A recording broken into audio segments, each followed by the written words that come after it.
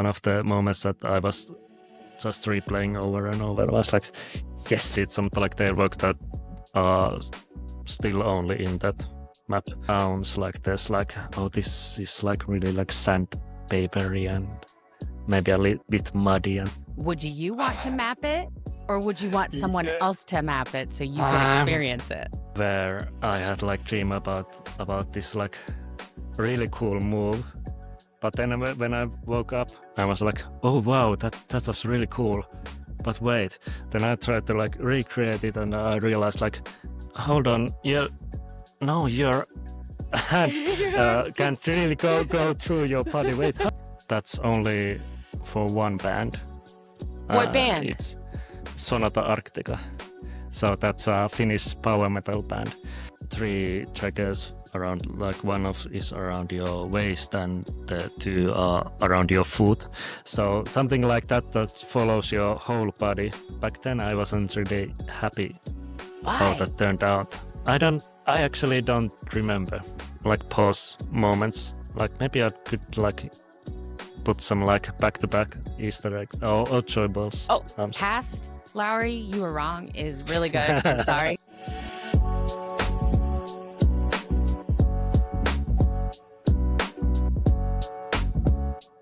Welcome back to another episode of For the Love of the Map, where we talk all things supernatural, choreography, and the joy in movement. I am your host, MJ, and today I'm super excited for you guys to meet supernatural choreographer Lauri. Welcome. Hello, everybody. Yes. It's very, very exciting to be here. We are so excited to have you here. I'm sorry that you are the last choreographer that I'm interviewing. I was a little nervous. Oh, yeah, well, I'm a bit nervous too. But And for everyone who's listening, Lauri lives in Finland. So that's why I was a little nervous, because we have such a time difference, and I was afraid of the language barrier. But there is none. Wow, you speak incredible. You're incredible English, dude. I still have some like rough spots to like fix, but it's getting definitely better. Definitely better. That's amazing. So, did you learn English in school? I mean, why did you learn English? What made you decide to do that? Yeah, we start. Oh, hold on. Basically, since I was like really young, I mean, oh man, what's the word? In like primary school? Oh no, even like lower. Oh wow. Yeah, we had like a English like club when I was like, oh man, what's the man? What a way to start. I'm sorry. I'm just gonna go ahead and get the hard stuff right out the way. Like in kindergarten. Oh, okay. Yeah, we had a English club, so I started learning like basic like colors and numbers there, and when back to the elementary school, we also like just we have English classes like from the beginning. So yeah, and because I was so interested in like technology and all kind of like places in the internet, that also of course helps a lot. Definitely. Do you speak any other languages? No, I mean I could answer Swedish, but that's really not just a very little bit. Yeah, just a little bit. Every time I have studied it in school, then it stays in your brain a little bit, but because there's really no reason to use it, then I just forget about like 90% of the whole language. Same. You have to use it to maintain it. It's in a way, it's pretty similar to English. So there's like some really like familiar like rules and sentence structures. But how different is your native language from English? The structure and all that. It's very different. It's so different. That's kind of funny. Hard Yeah. To translate the both. I always wonder. I speak Spanish, but like you, if I don't use it, I sort of lose it. But totally different than English. So many different rules. It was easier to learn Spanish than for me to learn English. So I was wondering if it was sort of the same for you So what to did learn you? English. This, Was it very difficult? So a lot of different rules from your native language. it has different rules, but I would say English is like pretty simple to learn. Yeah. Yeah. So tell us. Like Finnish has some like rules that, I mean, I don't think most Finns like would get right. But it doesn't matter as a like if you like speak some like verb or something like in a bit like wrong format, everybody will understand. Everyone got it. That Yeah. makes sense. In some languages, they wouldn't. They'd be looking at you like, "What are you talking about?" Yeah. So tell us some things about Finland, like random facts that you think us North Americans would find fascinating. Or Yeah. like, oh no. Oh, I have one. I have one that I know because it's something that I've just naturally been sort of obsessed with about that part of the world. And that would be like the Aurora Borealis. yes. You guys can see that there. Yeah. That can happen in like even in the most like southern part of Finland. It's more like um, it happens way more often in the like Lapland, North Finland. But And yeah, that's where they experience like polar night, where it's like 24 hours of darkness, which is yes. intense. You guys don't have that where you live, though, do you? Yeah, it's called Kaamos, and it's I think the most like rough month I would say is in like November, where we don't really, it hasn't really snowed yet, so it's like dark basically like most of the time, just all the time. And depressing. We get maybe a little bit sunlight, but yeah, that's why it's like you want to have some like really bright lights in your home, so that actually helps. Yeah, that makes sense to me. I do a lot of light therapy because winter is hard for me. We don't get 24 hours of dark, but it shortens, the day shortens, and darkness is longer than the light. So I think that's smart that you guys do the lights. Yeah, and well, as some random facts, I think sauna would be a good mention.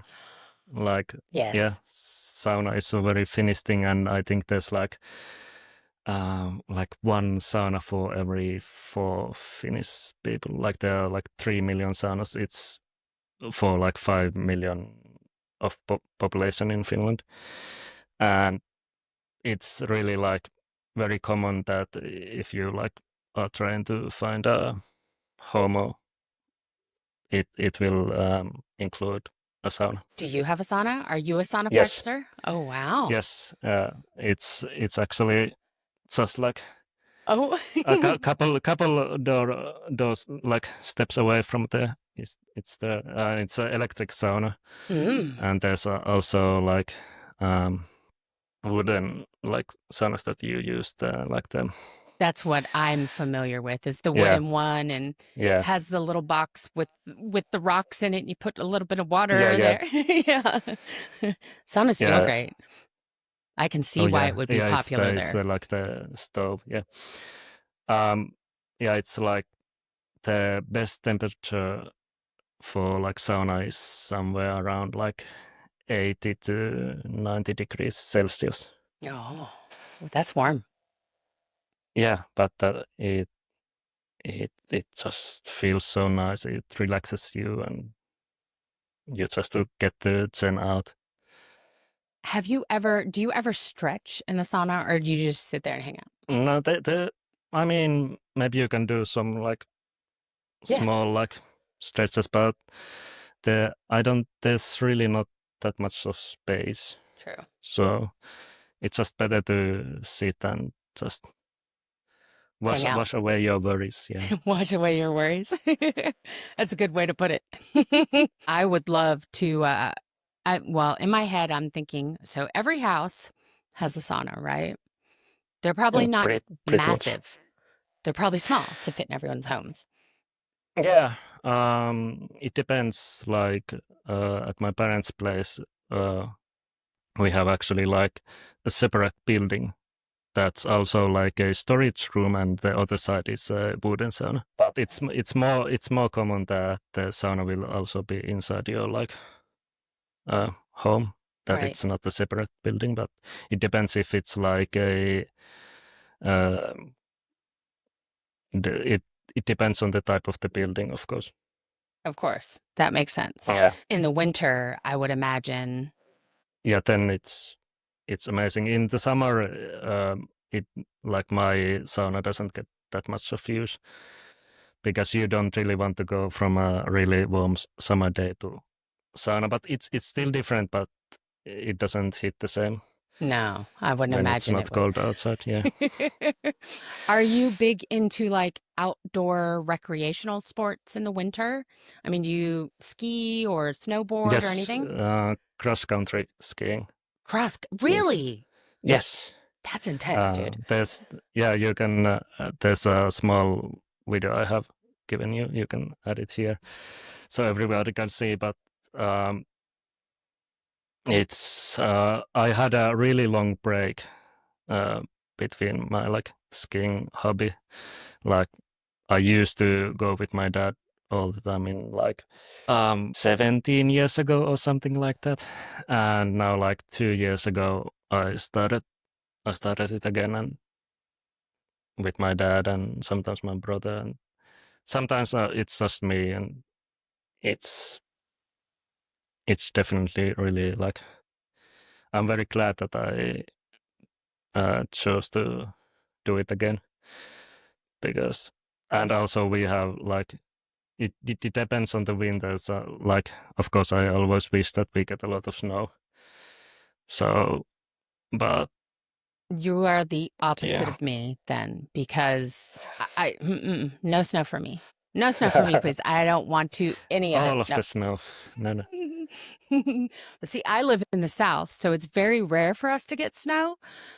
We do on occasion, and you would probably hysterically laugh because our city closes down for the tiniest amount of snow, the tiniest bits. No one, no one's Yeah. going to work, no one is going to school, and you would laugh so hard about it. But we just don't have the research. We don't have any of the things to make it safe to drive.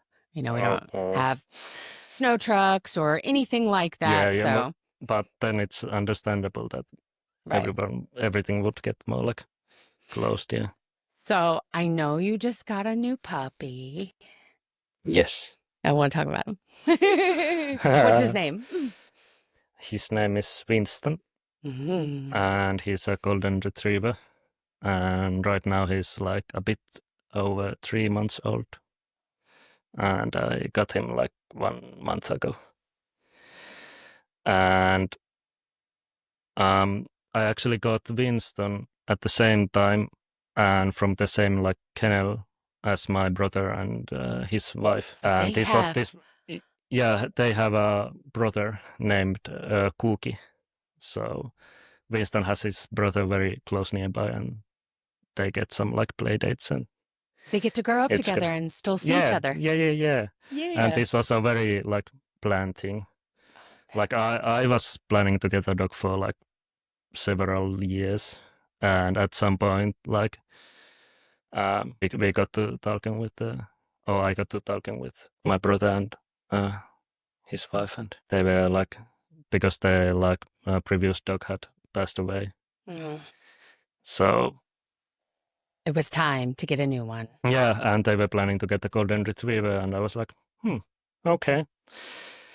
Golden Retriever sounds nice because I hadn't even like decided if I wanted to get a puppy or like or adopt like a bit older dog.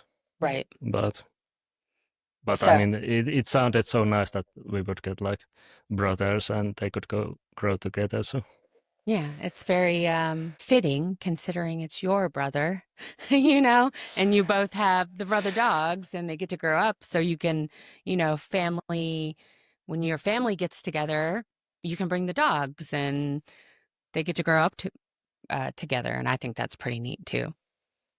yeah, I will say it definitely like I was prepared for the dog, but I wasn't like actually prepared. Winston definitely like uh, put my like whole like structure upside down. It's like having a child. It's like having a Yeah, newborn baby. They need so yeah. much. Yeah. Oh yeah, for sure. Was this Like your right first now, dog? yes, I have looked after like some dogs before, but I haven't owned a dog or a cat. And I have grown up with cats. Like my parents have 2 cats right now. Do you think you'll take him with you when you ski? Like Maybe that? when he's a lot older, Yeah.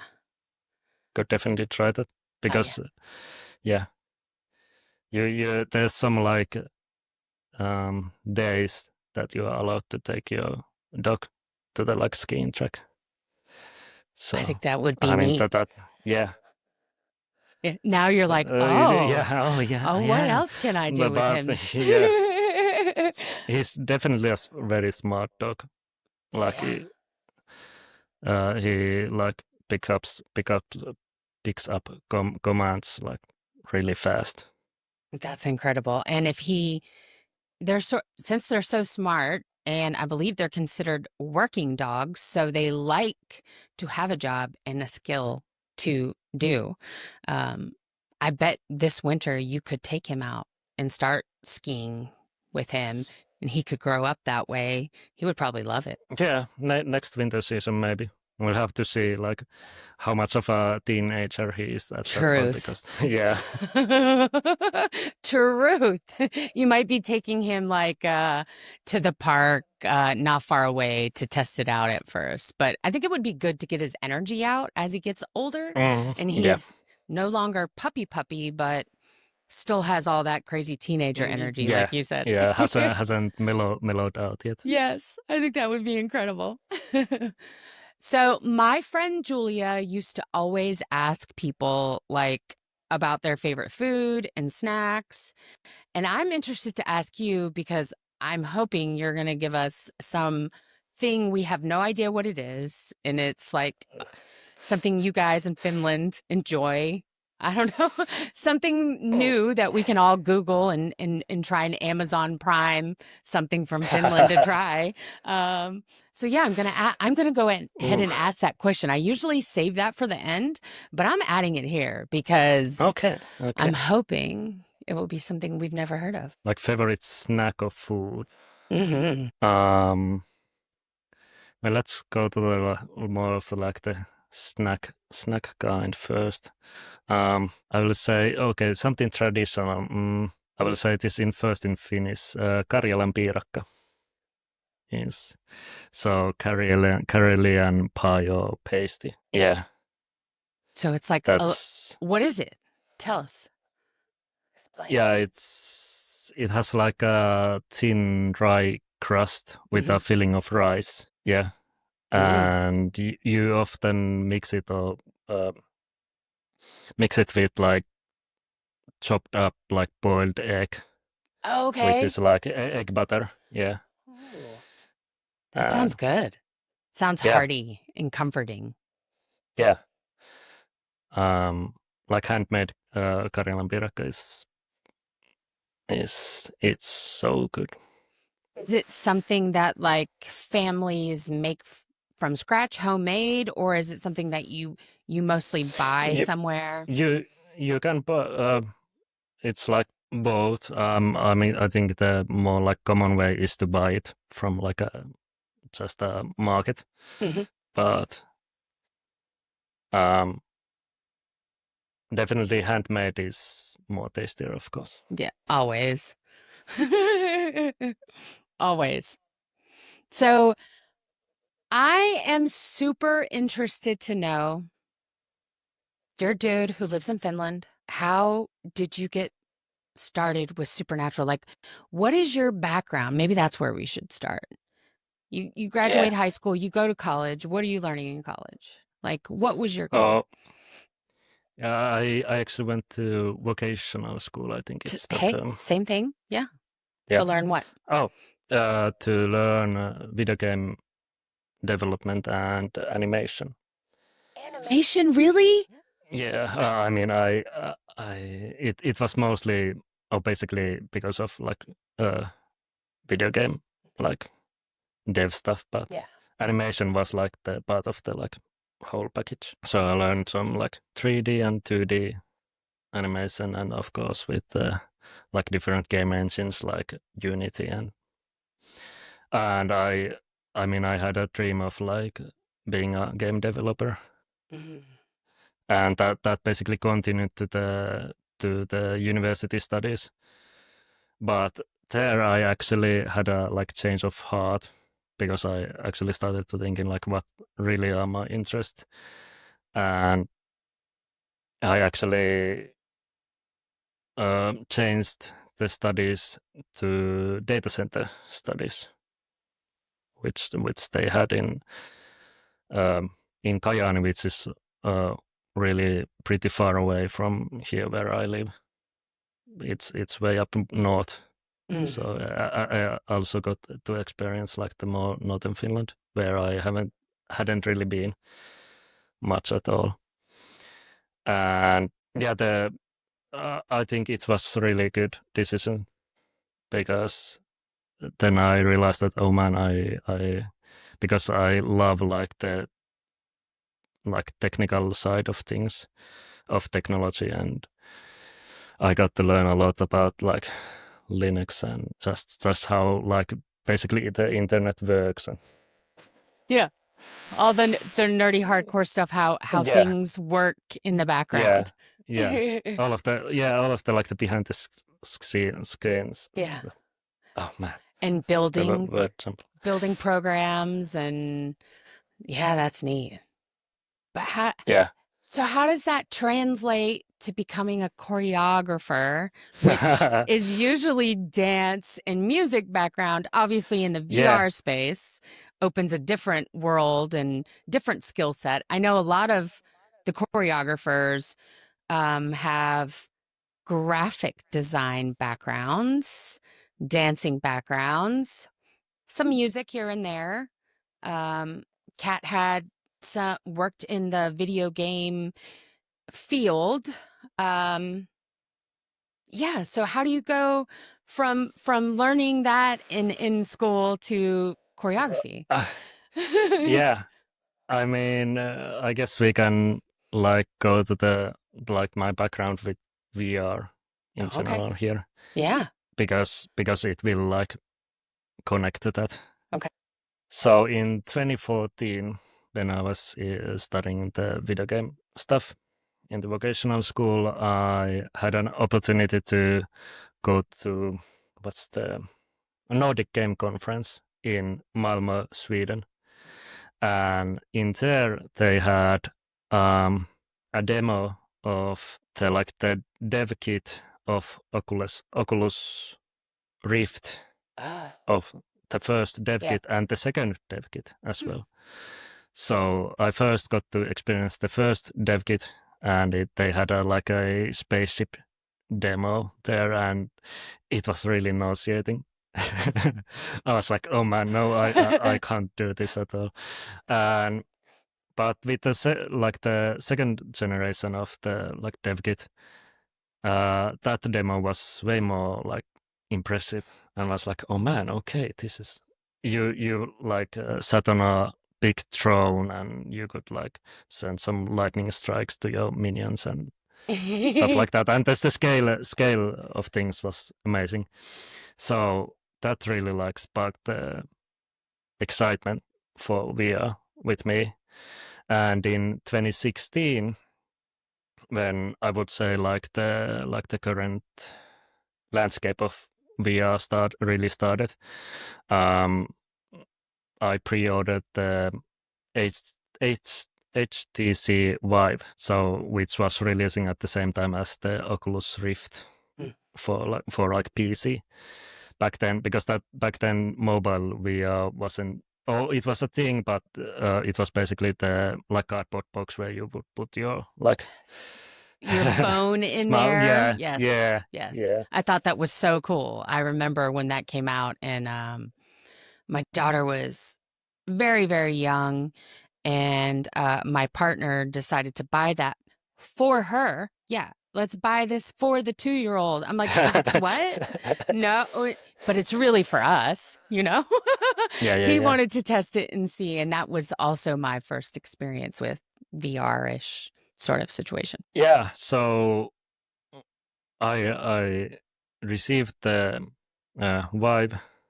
which was really it was really expensive, but I had saved up enough money to get it.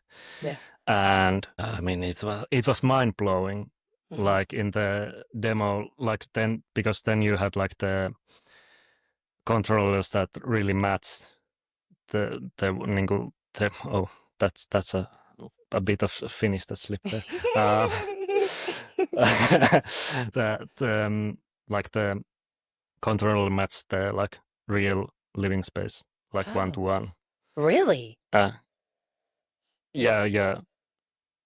Or I mean, the same way you would use the Quest controller Yeah. works, basically. Okay. But with yeah, but that was really cool, and you could bounce some balloons, and you will get that tactile feedback. I was like, oh my god, it's there, but It's there. It's actually not there. So yeah, that was basically the start of my VR obsession. So you And go ahead. I'm sorry. yeah, no. I mean, after that, I have kept up my VR with the newest VR devices. And I would imagine you would, especially knowing your background, knowing that you've always been interested in VR and the technology. What kind of games are you playing in there for fun? I gotta know. right now, well, there's quite a few that I want to try out, but right now I don't really find the time. Actually, probably outside of work, of course.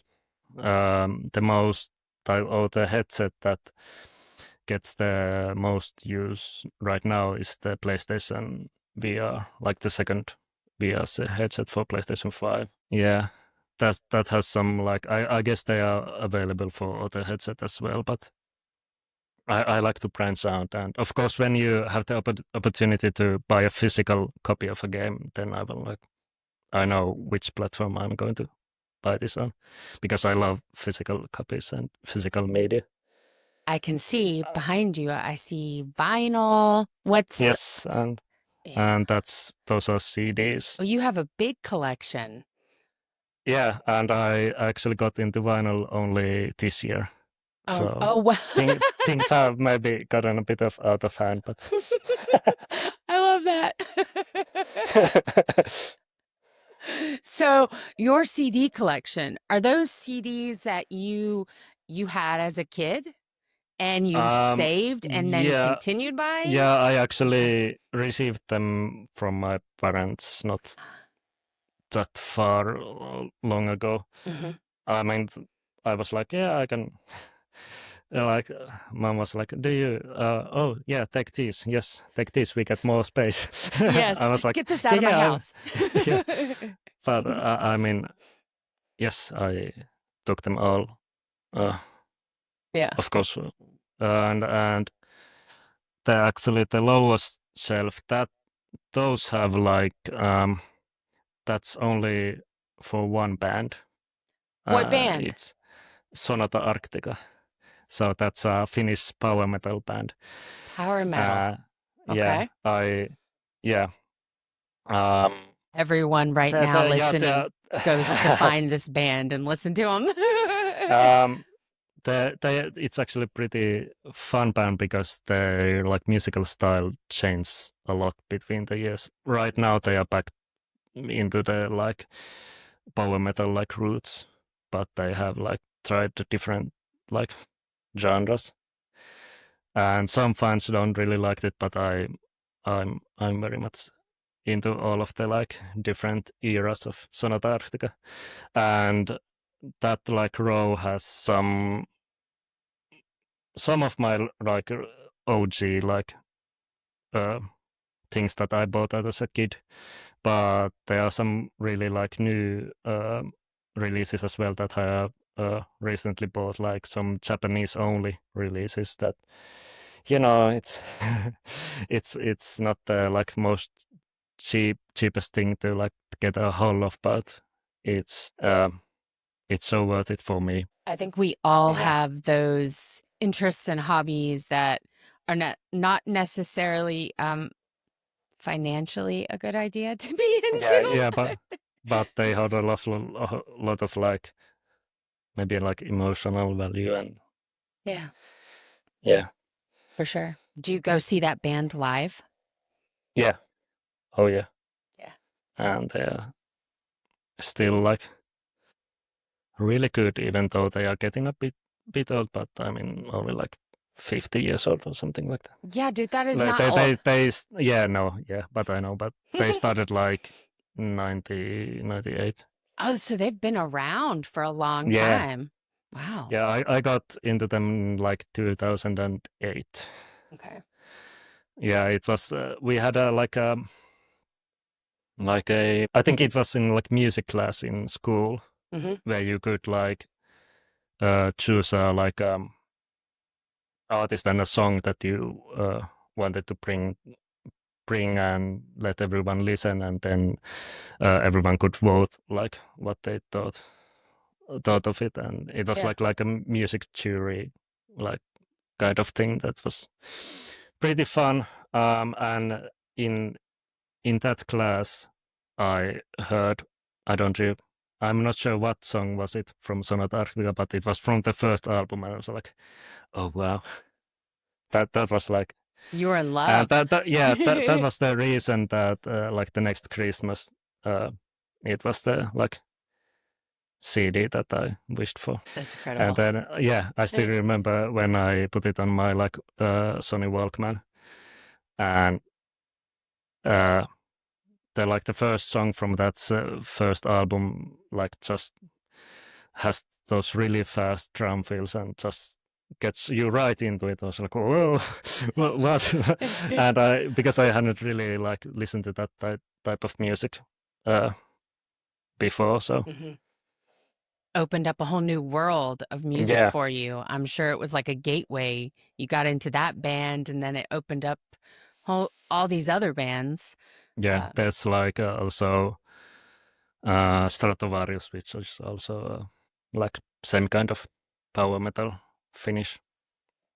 So if Supernatural had the rights to any of their music, would you want to map it, or would you want someone else to map it so you could experience it?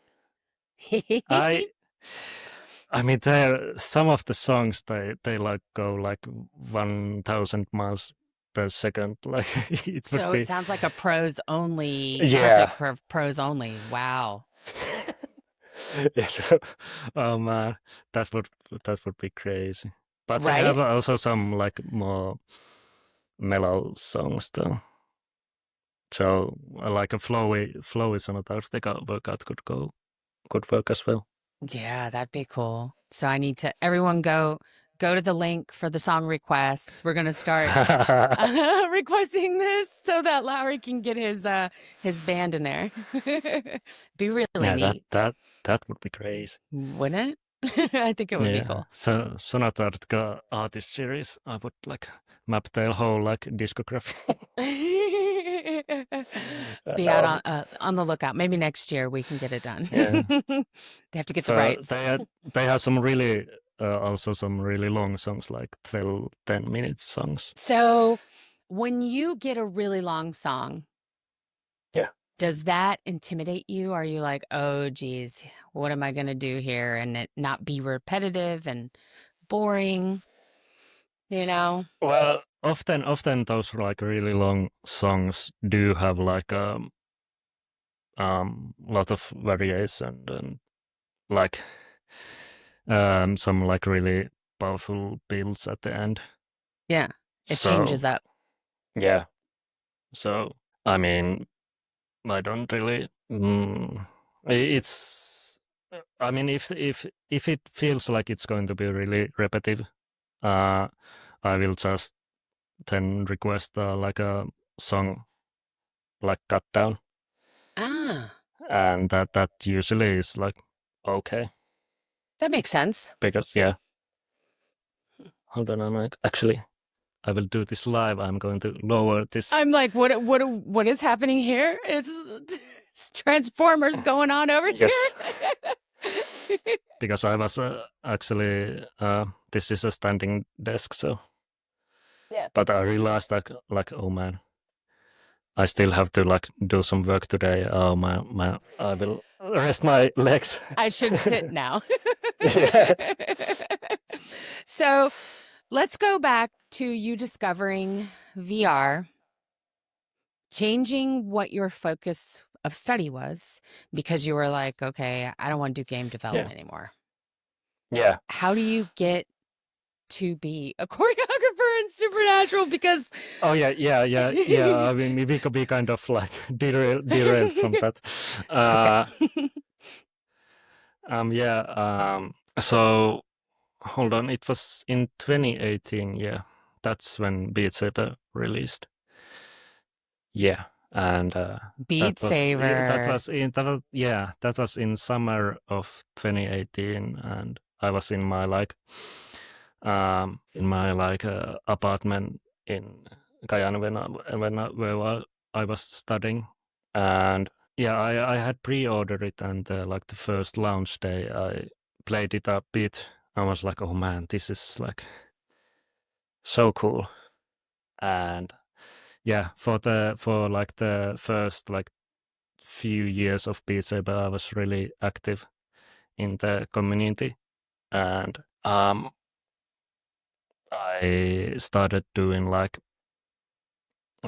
custom maps Okay. with the like the community made editor, and I also knew Benny from that same community who also like was basically the at that point the most like uh I guess famous like Yeah, uh, because he content had, creator. yeah, and he had lots of, well, not lots, but he had videos on YouTube on how to use the community editor. Yes, and I used those tutorials.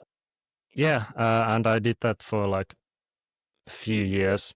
Um, and then in 2019, I got a message from Benny, and he was asking that if I could list my favorite like top was it like something like top 5 favorite maps that I had done.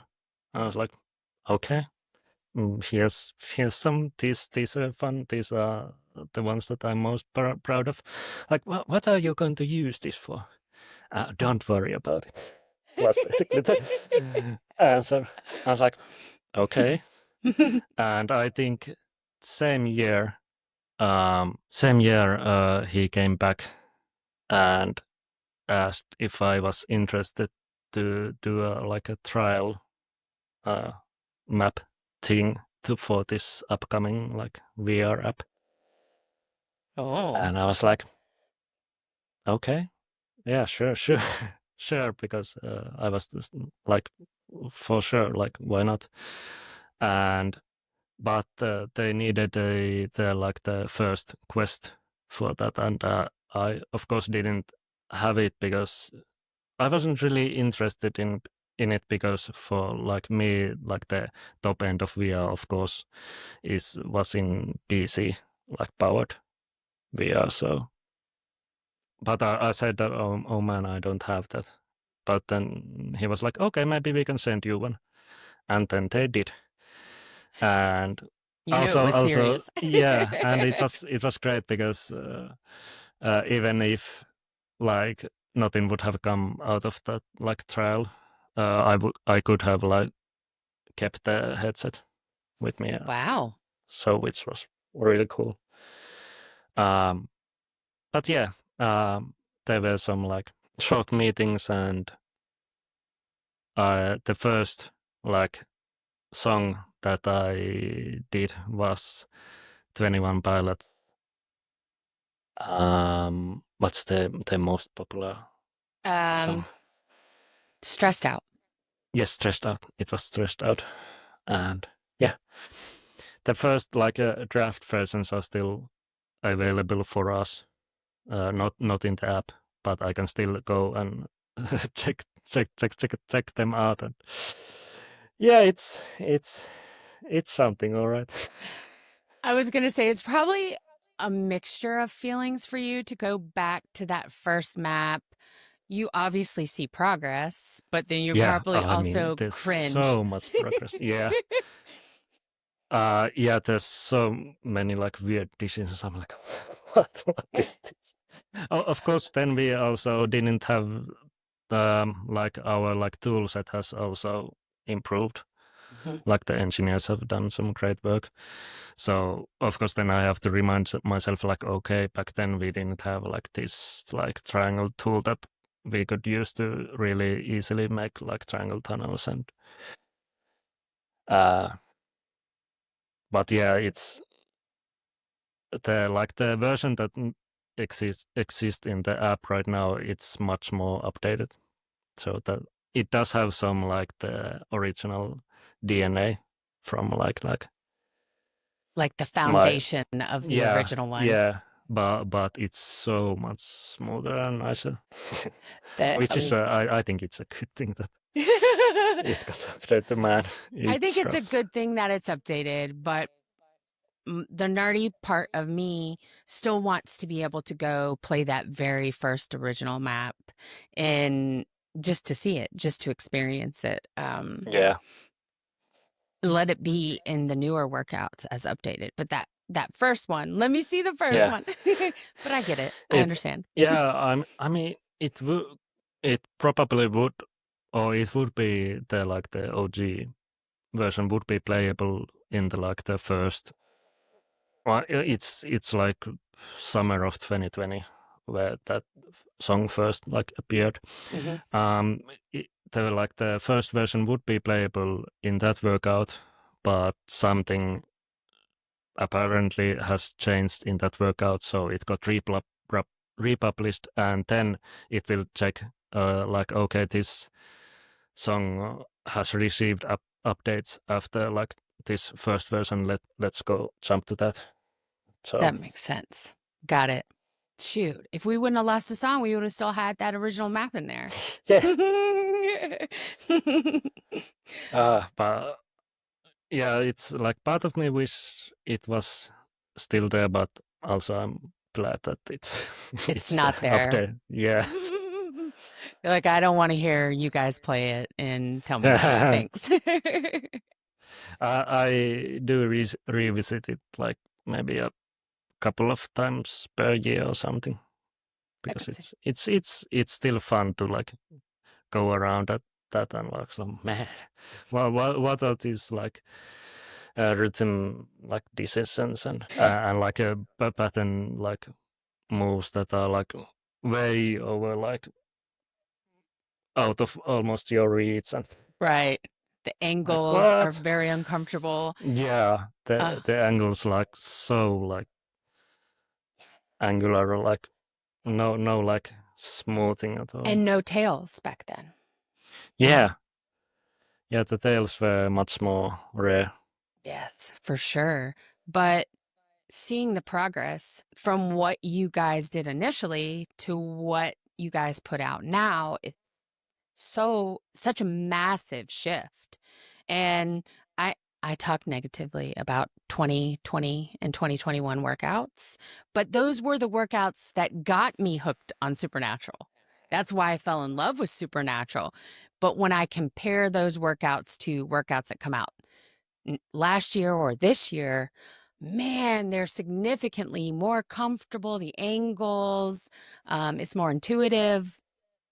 So I think it's really neat to be able to still have some of those really old maps to be able to look at and compare Yeah, and see and experience. Um, so Benny found you. That makes sense because of Beat Saber. So you yeah, were just hobby Beat Saber making maps there. yeah. It was just a fun hobby that I did like on my free time, and then it turned. I mean, in 2020, after they were like, okay, this was pretty solid. Like, let's continue. I did some small contract work here and there, and at the end of 2020, I was like preparing to graduate, and at this like around the same time, I was asked if I wanted to do this part time. But then I was like, okay, can I do this full time? And then basically like the next question was like, okay, when can you start? Good And negotiation. yeah, and that was in December of 2020. And then I graduated and just started doing this full time. How many maps do you think you have put out since starting working for Supernatural? Because you've been there since the beginning. Yeah, um, it's it's a lot now. My like output is much higher than it used to be in those early days, but probably at this point it has to be like over 1,000, I think. Yeah, or yeah, that I there's at least, well, I mean, at least like something like 800 or something, Yeah. probably more. I feel that that's a huge number, but I'm I feel like I actually might be still like underestimating. Interesting. Because I think the Something. last time I looked, there were over 3,000 workouts in the library. And obviously back then, you guys would just get a song or two songs. There were always multiple choreographers on a workout. It Yeah, was rare that you guys owned a whole workout, so to speak. yeah, Um, but now, that started last year that you guys would get full workouts. And now it's very rare a workout is multiple choreographers. yeah. I mean, if it's like a super monster or something, then it's rare that it's only one. Right. Yeah, Right. but for like the basic workouts, yeah, there's Mm. like one choreo that will own that whole workout. Interesting. So, talk to us about your process. You get assigned a song, a workout. What are you doing? How do you go about starting it? Yeah. Um, More often than not, I start by, of course, listening to the song, and sometimes multiple times before I jumped into editor. Um, and from that, like listening to the song, I usually get a good idea where to do the 180-degree turns, maybe for example, and when I'm in the editor, I usually start with the section that excites or like inspires me the most. Mhm. And it can be just a very short snippet of like just like drums going haywire, and I'm like, I know what I want from that part, and the rest can like uh go from like, or like I will just like map the rest around that moment. Mm. and and for like extra long tails, they don't happen often because they are like more special. but that's like anything that's longer than like 2 beats, Okay. and those take a good amount of time to get right, especially if I like want to do something from scratch and not use our like snippet library, which does a like couple of like extra long tails. But yeah, If it's like a musical or something like from like a movie or something, then I will of course also watch the associated like clip where that like song is and take notes from that. Oh, that's cool. Add in real Easter eggs from the Yeah. original. Yeah, that's neat. So, do you have, I mean, you love music. I can see your collection. Obviously, music is a big part of your life. Besides like elementary school and high school music classes, are you a musician? Do you play an instrument? No, I mean this doesn't really count, but I again like 17 years ago something I did go to a like a um acoustic like guitar course Hmm. on my free time, like in the evenings. Okay. So I learned it a little bit, but that didn't like last. It lasted like maybe a year or Okay. something. What So about that's pretty much it. what about dance? Do you have any training in dancing? No, Do you enjoy to dance in your free time? I mean like free from like Yes. which Just I you don't know hear if you. music Yeah, or go yeah, to a just show. like Yeah. jamming about. Yeah, Yeah. yeah, that kind of dancing. Yeah, that's fun. That fascinates me to hear because when I think of your choreography, I've spent the last week like immersed in your workouts so that we could talk here. You know, I wanted to make sure they were in the front of my mind.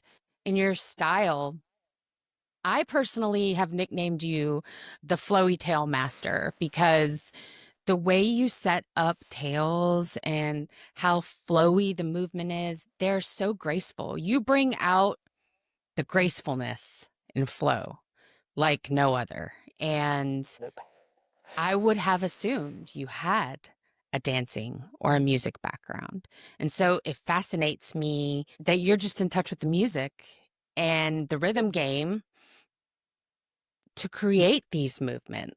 Yeah, I mean, I will say back when I started, like the learning from Benny, Ethan, and Asia was of course like there was a lot to learn, and it was those were like they were really great mentors. And like in the early days, I had some like trouble of just staying like up down Mhm. movement and not really like going side to side. And but when I was like especially like from Benny mentioned like really thinking about like shifting your body weight and how good that feels like. And then I was like, okay, yeah. I started to pick up on things and go You're from there. you're a quick learner. Yeah, I mean, it did took a while, but when I got to the point where I just could like do the work on my own and not really have to go through like any of the other team members, that was like really cool. But I was also like nervous, like, oh man, is this okay? Like, will this be okay? Um, but yeah. Did you back then, were you like stalking the supernatural community on Facebook when your workouts came out to see what the Yeah, community thought? yeah, so much, so much. Now I don't do it that often, but I will. I'm still lurking there for sure. You're a lurker. Yes. Fair. I get that. Do you I was gonna say, do you have a favorite move that you like to put in your workouts? Um, that feels good to you. Yes, I mean there's a few. Okay. Well, I really like whenever I get the opportunity to put some windmills. I will do windmills and also like those like upper circling. Uh, they are actually internally uh, called storm mills. Oh. I came up with that like word. I don't because they that moment needed some kind, or that snippet needed some kind of name. I was like, this is like windmills, but you go like, it's like flip around, so Right. maybe like something like storm mills. Storm wheels. I like yeah. that. Yeah, but that's that moment is something that came up after like I had a weird dream in like, was it in like 2022 or something, where I had like dream about this like really cool move. But then when I woke up, I was like, oh wow, that was really cool. But wait, then I tried to like recreate it, and I realized like, hold on, your hand Your hands can can't really go through your body. Wait, how did that work? Like, unfortunately, we have to like obey the laws of physics. You couldn't make your dream a reality, huh? No, yeah, Oh it was a wild move, but oh couldn't man. do that in real life. I hope that you have another dream that's a little bit more realistic Yeah, to the who physics knows? and Who you knows? figure out how to do it. Yeah, That's who fine. knows? You also do this thing a lot with your flow workouts, push and pull, and the body movement and the weight. It's like this section, this arm will be doing, pulling, and this side will be pushing. And I really enjoy that you do that. It's like you can tell you're aware. That's what you're trying to get us to do. And big expansive hits, Yeah. huge movements. I absolutely love that that style of choreography, which brings me to, I want to talk about a workout. Is very Okay. old. It's from 2021. This Mhm. workout is a medium flow with Leanne. It is the drop bass meditation. I love this workout. When I found this workout, it was my kind of music. I had Rufus to Soul. It was so good. And the first time I played it, I had to sit down on the floor afterwards. And I think I cried a little bit. I'm gonna be honest and upfront. It was just such a great experience. And it was when I had already loved Supernatural, but it was the first time I truly got into a flow state. It was like an out of body experience for me. And I drank some water after I got up off the floor, and then I went right back in and played it again. I played it back to back. It was so good. And I have played that workout so many times since. Um, is so flowy, so good. Julia and I did like an anniversary, our friendship year anniversary. We did lightning, a side by side for that because we just loved it so much. And I know that this workout is yours, which, funny story, real quick. I used to think it was Dave's. Ah, Dave loves this workout. He loves this workout. And every time I would play it, he would like it. And I thought, well, if he's liking this workout, but not my other ones, I bet it's his.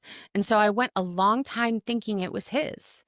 And when I was talking to him about it, he's like, no, Marla, that's not mine. The OG, the original is not mine. I'm like, well, whose is it? Tell me. And he said, I'm not telling you. I'm going to let that person tell you when the time comes. And I'm like, Dave, no, tell me right now. And so I had to wait to find out it was yours. So yeah, I want to chat about that first. yeah. That OG best meditation, I think I still remember like our like team sync meeting back then. We used to like listen to like some of the upcoming workouts, like if there was any interest like from someone to like take some of the songs. And I think like Kevin, our like music creator, maybe it was him who mentioned like this like bass meditation was created as like a response after someone else in our team had like a very flowy zen moment in like another song, and it was like, let's see if we can like recreate like that feeling. Mm-hmm. Yeah, and back then we didn't used to own like the whole workout, and I was basically like all over this like the song selection. I was like, oh, this is all of this is so good, and then I was asked if I wanted to uh, give the whole workout a shot. I was like, oh, okay, let's sure, why not? Yes, give me all of the songs. And yeah, that workout, like that type of EDM is basically what I call like lemon music. Why? Explain. Explain. Yeah, yeah. That's the lemon or citruna in Finnish. Citruna musiikki is like a type of like grading I use for. You can use it for other like genres of music, but EDM it works the best. It's basically if the song makes you go like you had just like eating like raw lemon, when like you Okay. make this like face like, oh, okay, wow. Yeah, that's when the Okay. song is like lemon. uh, Interesting. and like on like my dad like jokes around like on our like car trips, like if there's like especially if there's like a EDM like show going on the radio, like, yeah, is this like apple or pear or That's hilarious. then like maybe this is more like watermelon. Watermelon. But the lemon is the thing. Got it. Okay. Now I'm going to think about that every time I play this workout, particularly, but all EDM moving forward. Like, is this a lemon Yeah, song? Is this what yeah. Lauri would say a lemon song? Usually the drop is the thing where you know if it's like lemon. Like EDM is it's fun because I think in EDM it's really fun for me to like describe some of the just sounds, like there's like, oh, this is like really like sandpapery and maybe a little bit muddy, and Interesting. yeah, that's a thing I love doing. So when you're mapping, so let's take bass meditation, the drop, the OG one. You're listening to the songs and you're describing some of the sounds you hear. Are you making notes about that so that when you go to map it, you're like, well, this is like vapory. So let's add some movements that are like vapory, you know? Yeah, that usually those kind of ideas will actually come when I'm in the editor Okay, already. got it. But yeah, that's when those like really take form, those kind of ideas. But yeah, for sure, there's like, if the is it like if it's like a high note or like really rumble, and then you know that okay, there's needs to be like a like nice curve that goes down as the like uh, mood goes down as Yes. well. So then 4 years later, which I never thought this would happen, we got a new The Drop bass meditation Yes. in high flow, which is yours, and Dave did the medium, which is so Yes. fitting because I know he loved the original, and here I was sitting here for at least 2+ years thinking it was always Dave's. um, so I was glad he got to do the medium, but you're high. Mm, So this comes up in a meeting somewhere and they're like, "Oh, let's bring back bass meditation." And you're like, "Yes, I want to do yes. it." Um. Yeah, I wasn't like originally. I wasn't going to be in that workout. But I don't. Really? Yeah, I don't remember the exact details.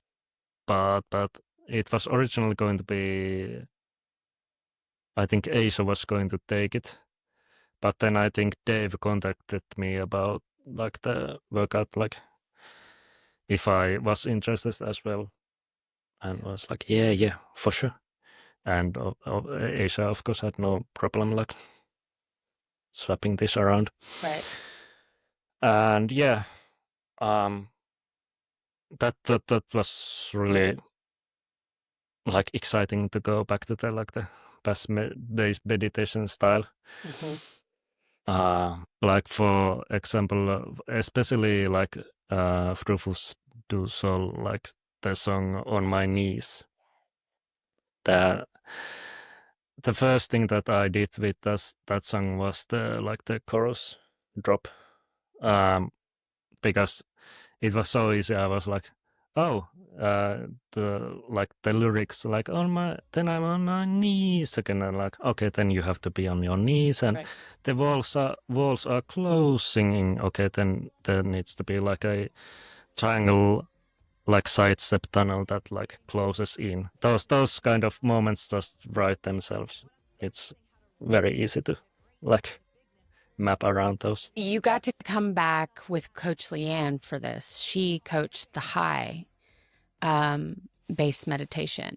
Did you guys talk, because this maybe it's just a big deal to me and to the community because the drop based meditation, it had been 4 years since we had seen another one. But in my mind, I'm thinking Leanne's like, Lauri, we gotta add this or we gotta do this or whatever. Did you guys collaborate or chat about the choreography going into the workout? Yeah, there was some like ideas flying around. I think on those chats it was me, Dave, and Jess Jobler. Yeah, maybe Lian was like in some of those conversations as well. But the most unique like thing that came out of those were like the Dave's like breathing triangles. Yes, the breathing triangles were Yeah. incredible. And the tails they're like triangle tails. I don't know, they were new. I've seen them in another workout we're going to talk about. I've seen you use them. So they were just different. The way they visually, but also the way they had you move your arms with the breathing. I thought it was really fantastic. Fantastic. Yeah, those like tails, I think with the like the chevron like Yes, that's arrows. it. Yeah, Yes. yeah, Are those yours? yeah. Are those Dave's? The one in like the like breathing section. Yeah, those Yeah. are Dave's. Yeah, those are awesome. But those like chevron tails, unfortunately, we had to return to the like normal tails because those tails don't like play nice with the I think the front modifier. Oh man, those tails are so But good. but I mean, of course, those like kind of special tails will of course like still be around. They just won't have that like visual style of Right. like those chevrons. It's got to be difficult because you guys map for the full experience, for all the portals, for for turns. And then we have these incredible modifiers, front facing 3 portal. It must be difficult to think about that when you're mapping. I know Supernatural Together is different because that's going to be front facing 3 portal. So you're prepared for it. But like any other time, are you aware of the modifiers when you go to map or are you just mapping for the full experience basically? I'm just mapping for the Okay. full experience. The modifiers do a great job of just like automating that, and we don't really have to worry about the modifiers. There might be some like edge cases that we then have to go back and do some small fixes. But Yeah. Like the chevron tail situation. You wouldn't have known that. yeah, I Until think the chevron tails in like the new base meditation, I think they are still there. But like for like hypnotic house, Yes. we had to go back to the like normal tails. it was funny because Hypnotic House is the next workout I was going to bring out anyway, which came out this year, 2025. Yes. Which is really exciting. So we got the drop bass meditation, then we got a whole new EDM series, Hypnotic House. Yes. Which basically is like bass meditation with just a new name. Okay. So should we be thinking moving forward, we'll be getting hypnotic houses? You're like, I can't say that, Marla. I mean, maybe. Maybe. I mean, yeah, and I don't know. Maybe. Okay. But something like that will, for sure. Okay. And you got to. Duana was the coach for the high version, and the medium, I believe, was Leanne. The high was so fun, man. I'm partial to high flow. So I was very excited to see this and the set list. Yeah. It definitely, with those like that kind of music, it like high flows maybe go more towards the like high minus, almost like maybe like medium plus. Yeah. But there's like really no point of like forcing the movement to go like too high, because you need to have those like meditative like moments for sure. Definitely agree with that. And I think it lends to the very flowy movements that you like to create and opportunities for, say, like really long tails during certain parts of songs, which helps with the meditative vibe that the workout is going for, you know? Yeah. I'm trying to remember what songs were in that. There was there was that Rufus Du Sol, I think it was remix. Yes. Make It Yeah. Happen. Yeah. Mm-hmm. I think it was that song where there's like one extra long like tail pattern that first was just going to be like bunch of like arm crosses, but then I was like, how can I can make this more like interesting and like fun, like flowy. And then I came up with like, maybe like the other hand should do some like kind of like wave instead of like getting like instructed by the like the targets. It should be just a tail, and that's how that like pretty like unique. Yeah, it's definitely a unique move. Yeah. And if you guys are watching on YouTube, I'll definitely put a clip here so that you can see what move we're talking about. It lends to the whole hypnotic, meditative vibe. It's perfect. Yeah. It's perfect. And it's so fun. It is so fun. I've played that workout so many times. We've been getting some really great workouts.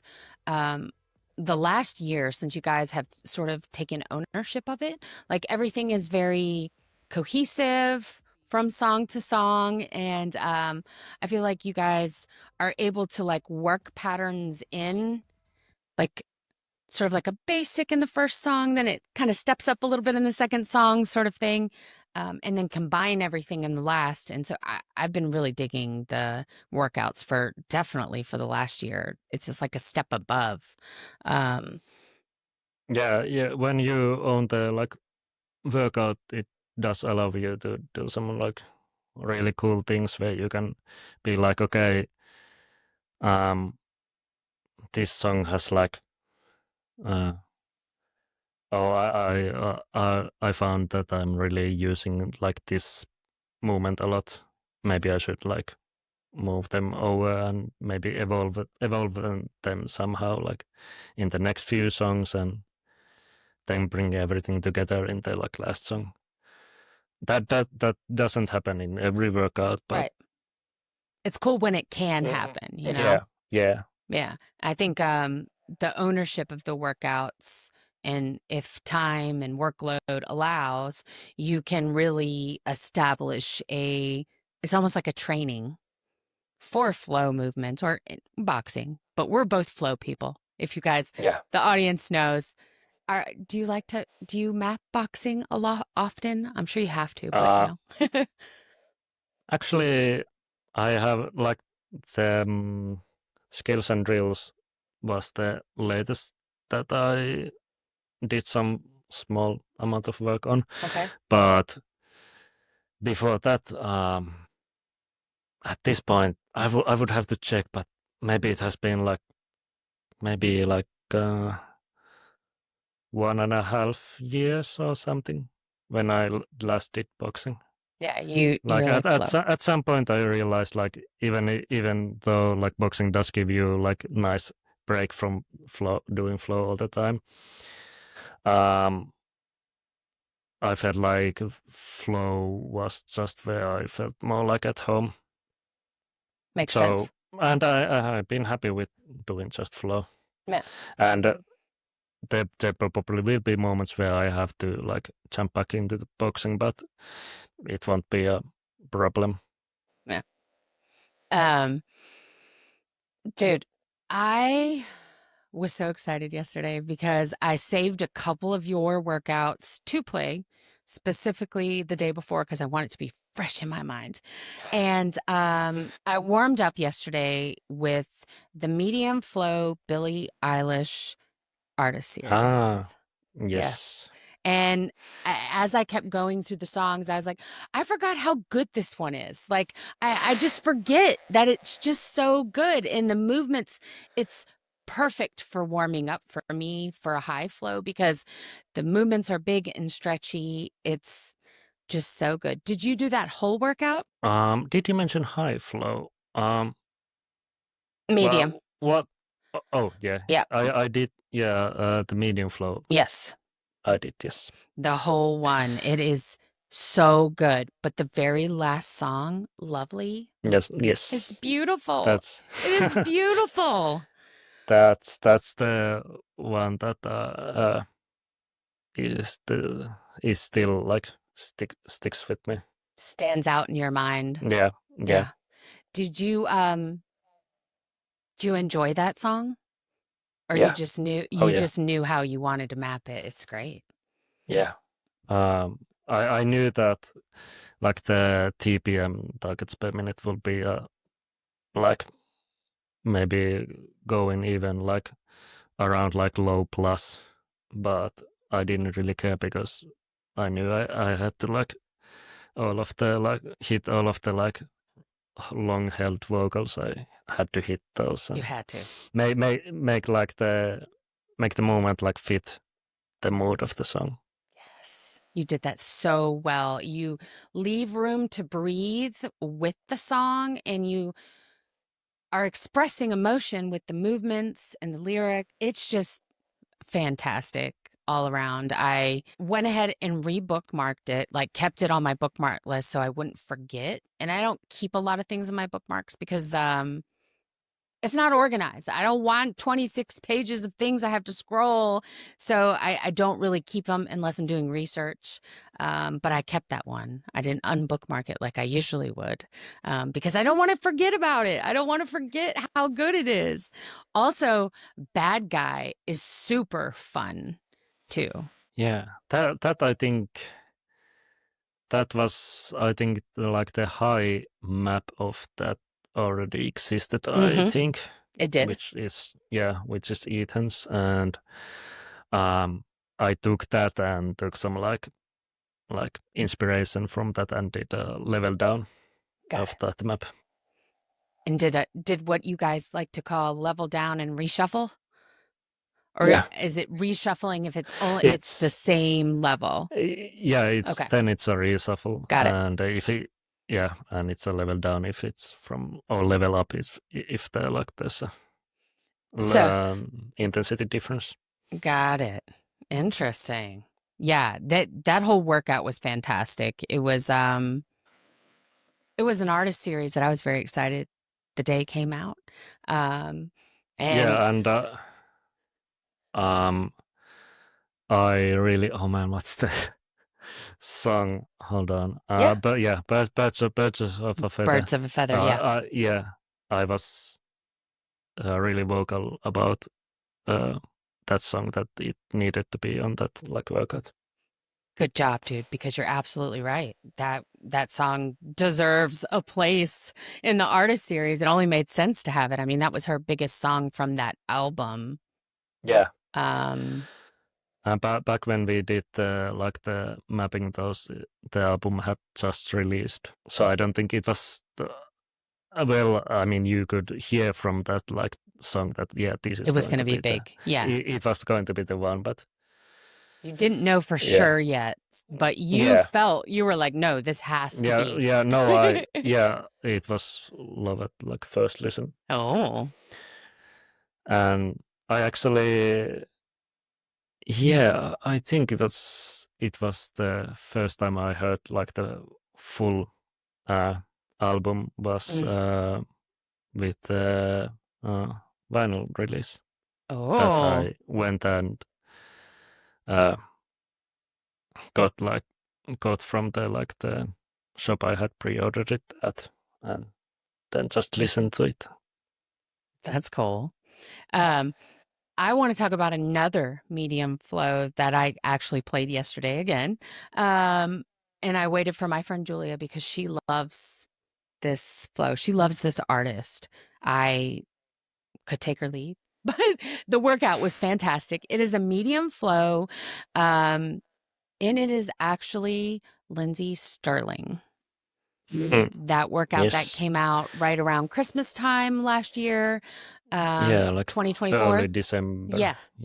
With Coach Mark, which was so cool because the promo that they kind of posted in the group and on their Instagram, it was Mark and Lindsey Sterling at a concert together. They're like hanging out. And Mark's like, this is my friend. And I'm so like, cool. What? So I thought that was really neat. But Feliz Navidad was so good. It was so good, dude. The perfect placement of the joy balls. I'm sorry, I have to mention them. They were perfectly placed. Yeah. So good. So good. Yeah. When I got the idea that maybe these are some of these have this nice small pause moments. Maybe I could put some back-to-back Easter eggs or joy balls. Oh, I'm sorry. Thank you. No, you're good. Joy balls to those, and then I played it back and I was like, oh, this is it. This is so good. It is so good. Those moments. Whenever there's a really fun or powerful moment, then I usually find myself just replaying it over and over. And at some point I realize, oh yeah, I have to still do the rest of the song. That's how you know you added something really good in there, if you're just playing it all over and over. Yeah. And with Feliz Navidad, there's because of course that's only instrumental, but in the I did check, or I actually still, I mean, I remember the whole song from memory because it definitely has been around here since I was a kid. Yes. And yeah, there's one small Easter egg moment is when you do the hardtail. Is the same moment when in the song, I think it's the lyrics go from the bottom of my heart, and you do the heart at the same time. I love that. Those are real. It's like it writes itself, like you said earlier. You know, if the lyrics are telling you something and you can create that in the movement, you have to kind of do everything you can to get that in there. You do that very well. Also, go ahead. Yeah, and whenever someone notices those small details, it makes me very happy. I can imagine. I think noticing those small details and saying something about it in a post, and if you guys are lurking and see, you're probably like, yes, they get it. They get me. They understand. Yeah. Oh yeah. Oh no, I lost my train of thought. I want to talk about Carol of the Bells from that workout. I love Feliz Navidad and I love Carol of the Bells. That was really good. What's funny is that song, for most Americans, is going to remind them of Home Alone. Oh yeah. The movie Home Alone, because that song was featured in there. Well, for me, I was playing it yesterday with Julia, and I was like, why do I feel like I was just transported to like Hogwarts or something while we were playing it? And she's like, Marla, it's Home Alone. It's not Hogwarts. And I'm like, I don't know. This is how I feel in this moment. And the environment is in Russia, a place that I love that location. It's on ice. It's like beautiful pink and purple colors. I had a lot of fun during that one. And you have a lot of movement with the two-step triangles. Yeah, and I mean the movie composer is the like same for Home Alone and Harry Potter, so of course that I think there's some like no wonder crossover. You can get why I thought that, right? Yeah. Okay. Well, thank you for the validation, because Julia was like, Marla, you're crazy. It's not Hogwarts. We're not in Harry Potter. It's Home Alone. Yeah. I don't, man, I actually didn't replay that like map, but I took quite a bit, or when I started like doing that work or creating that workout, I checked the Mary workout that I had done previously, like the Let It Flow. Let It Flow, Let It Flow was the title. Yes. And I took like some of those like moves definitely like got transferred over, like the ice skating, like tails, like back and forth. Those were like, yeah, this is a great fit. But yeah, I mean the whole workout was really great fun. I have a lot of like great memories with Christmas and like with December, like the whole like with winter time in general. So I'm usually always more than happy to like take those kind of like themed workouts. Yeah. You're all about the Christmas holiday, winter wonderland themed ones, which is cool. Yeah, and with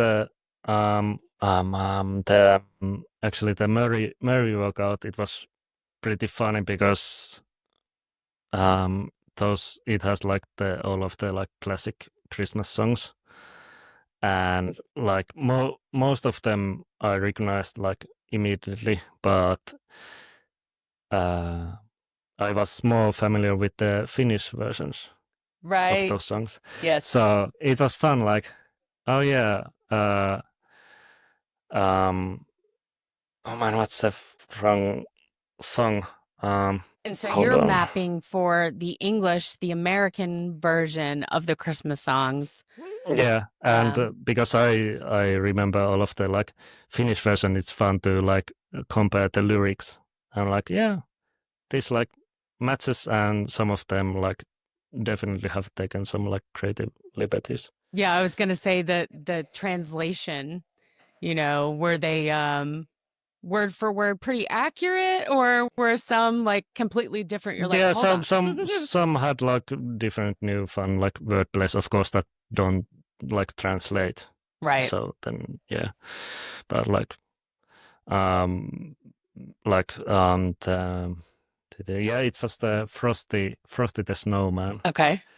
That's definitely fun, and that's in Finnish. That's like in the like chorus, it's Frosty the Snowman, and in Finnish it's Hei kuuraparta, and which is basically Hei means hello, and kuuraparta is like the name of the character. Okay. That like translate to like, I don't know what kuura would mean, but it basically parta is beard, like frosty beard maybe. Oh, okay. Okay. Yeah. Interesting. It would be cool if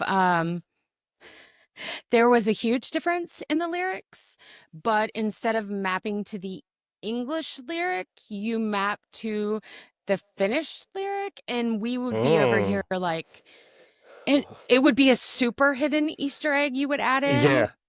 Because you would have to know the difference, you know? Yeah. And I think that would be that cool. would be like really deep. It would, Easter egg. yeah, that's next level. Those for the super Yeah. obsessed, like next year or this year, 2025, and if you get a holiday workout, we're going to be all super examining it to see, like, okay, so he has us going right and hitting it up here. So what does that mean in Finnish? Like, what's this lyric mean? Let's see. Yeah. That'd be funny. Now I'm just thinking about the Murray workout, like in like sleigh ride.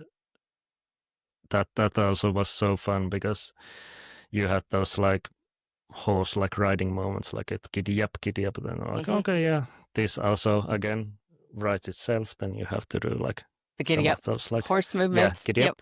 Yeah, and in the end, where like the singer is like calming the horse down, then you do some like flag turns, like you're that like overexcited horse that has to calm down then. Yeah, that's smart. Mary workout. Yeah. I'm going to have to revisit that Mary workout because, well, I did play it last week, but I hadn't played it since the day it came out originally. And I usually replay workouts often. But I'm weird. I'm like, it's March, April. I can't listen to Christmas music. Yeah. I mean, it's so weird, like at this time of year, like yes. to think about Christmas. Yes, or exactly. Christmas songs, and like with like the Christmas workouts. Of course, we have to do them like 2-3 months in advance. And even then, it feels like really weird. Like, yes. well, I'm not like ready for Christmas just like right just yet. And you're already super immersed when you're in the headset. And then for some strange reason, it's like brainwashing you into thinking, is it Christmas time? Like I always leave the workout thinking it's Christmas time. I'm going to get out of the headset. It's going to be dark out. My tree's going to be out. Like I had to come back to reality, you know? Yeah. Oh, man. Oh, yeah. I'm found out recently, just the other week, that one of my all-time favorite medium flow maps belongs to you. And I think I screamed when I realized it. Chris is like, why are you screaming? And I went to one of my best friends who knows that I play this song in this workout all the time. I was like, I found him. And they're like, what are you talking about? I found who mapped my song. It is Medium Flow Swedish House Mafia Artist Series. It was one of the first artist series that came out.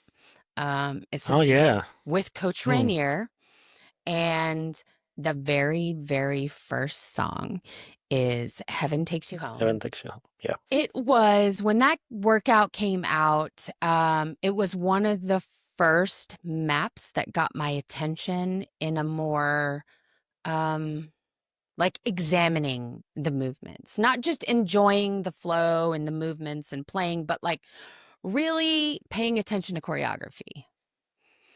Okay, so this has sort of started my love affair and my obsession, and why now I have a podcast that wants to talk about it.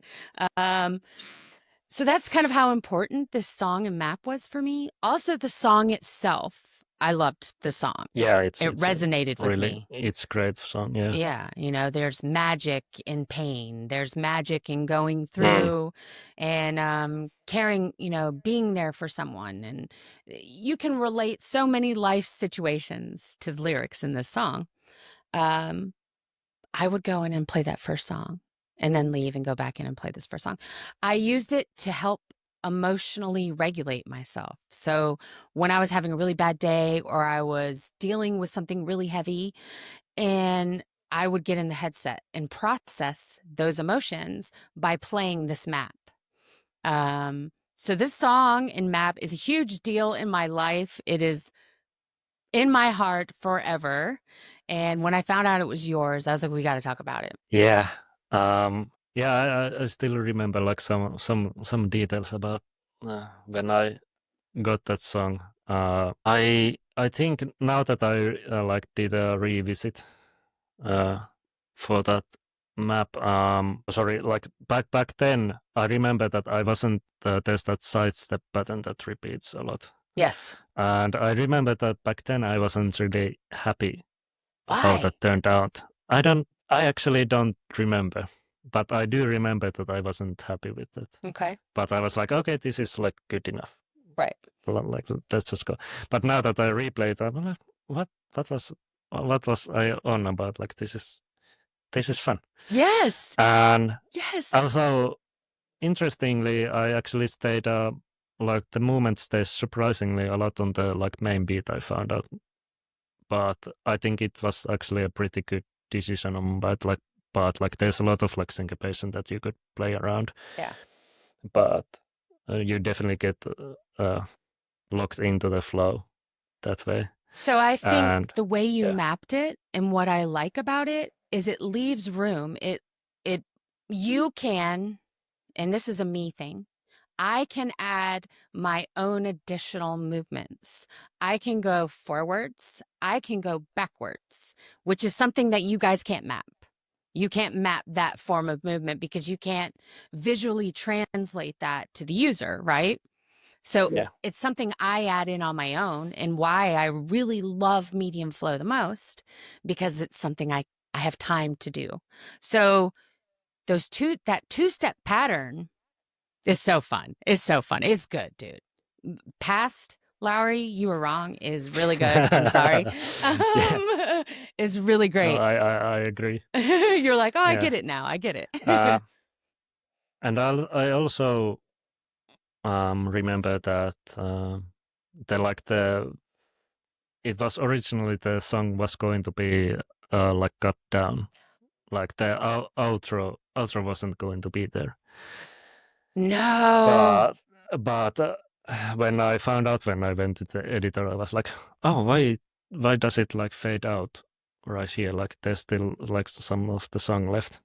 And I went to our like team Slack. I was like, hey, can I can we like can I get this like song in like the full version, like please, like I want to do the long outro tales. I had like a really great idea for that, and of course the ending lyrics where she sings like all the colors fade to gray. And I was like, oh yeah, this is the like the gray joy ball moment here. Yes. It was perfect. And it's the finishing, the emotion, the movement, the expression. You have to finish it. So I'm so glad you went to bat for the song and for the experience to have that there, because it would not be the same. Because you have those long, flowy tails and you can be expressive, and it closes the song out. It closes the experience perfectly. Yeah. Yeah, was it that in 2021? Or? I have it right here, and I'll scroll down and look. I want to say it was 2021, 2022. It was 2022. Okay. September of 2022. Yeah. Now, the whole workout's good. I know there were multiple choreographers on this workout. Lifetime, which is the third song, is a Justin map. It was intense for the time period. It was advanced for the time period. I loved it. I love it. I think the second song, I think it's Asia's as well. Moth to a Flame is so good. I mean, the whole workout is fantastic. But for me, it's the first song. Like, I partial this workout all the time just to play the first song. Man, it is so, so good. It's an experience. And you are really good with giving us experiences that match the music.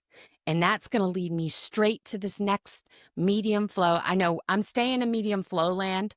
Yeah, I've got a plan. That's also where I usually live. So. Okay, good. Okay.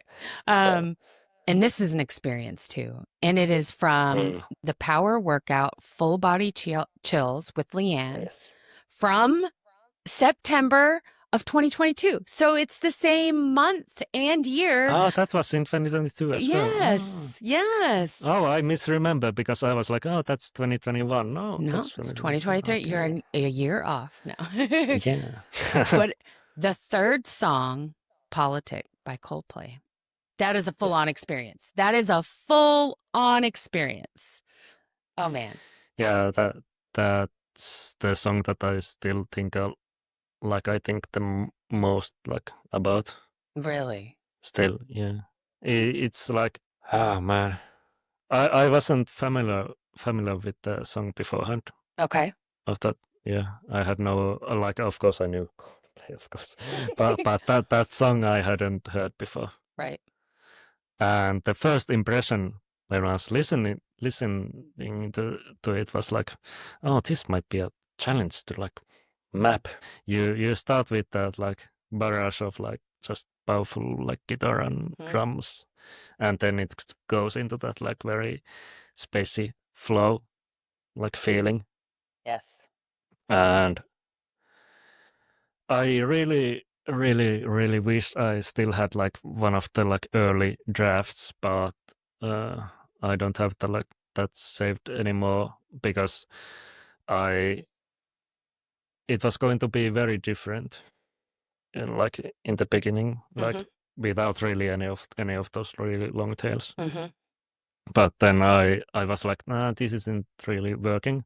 Let me just start over, and I hadn't really done a lot of work at that point, so I didn't save that. But now I wish that I did because I really would like to compare it. Compare it because it was going to be so different. And but yeah, then I just went with the really like long tails, and those tails are I did some like tail work that are still only in that map.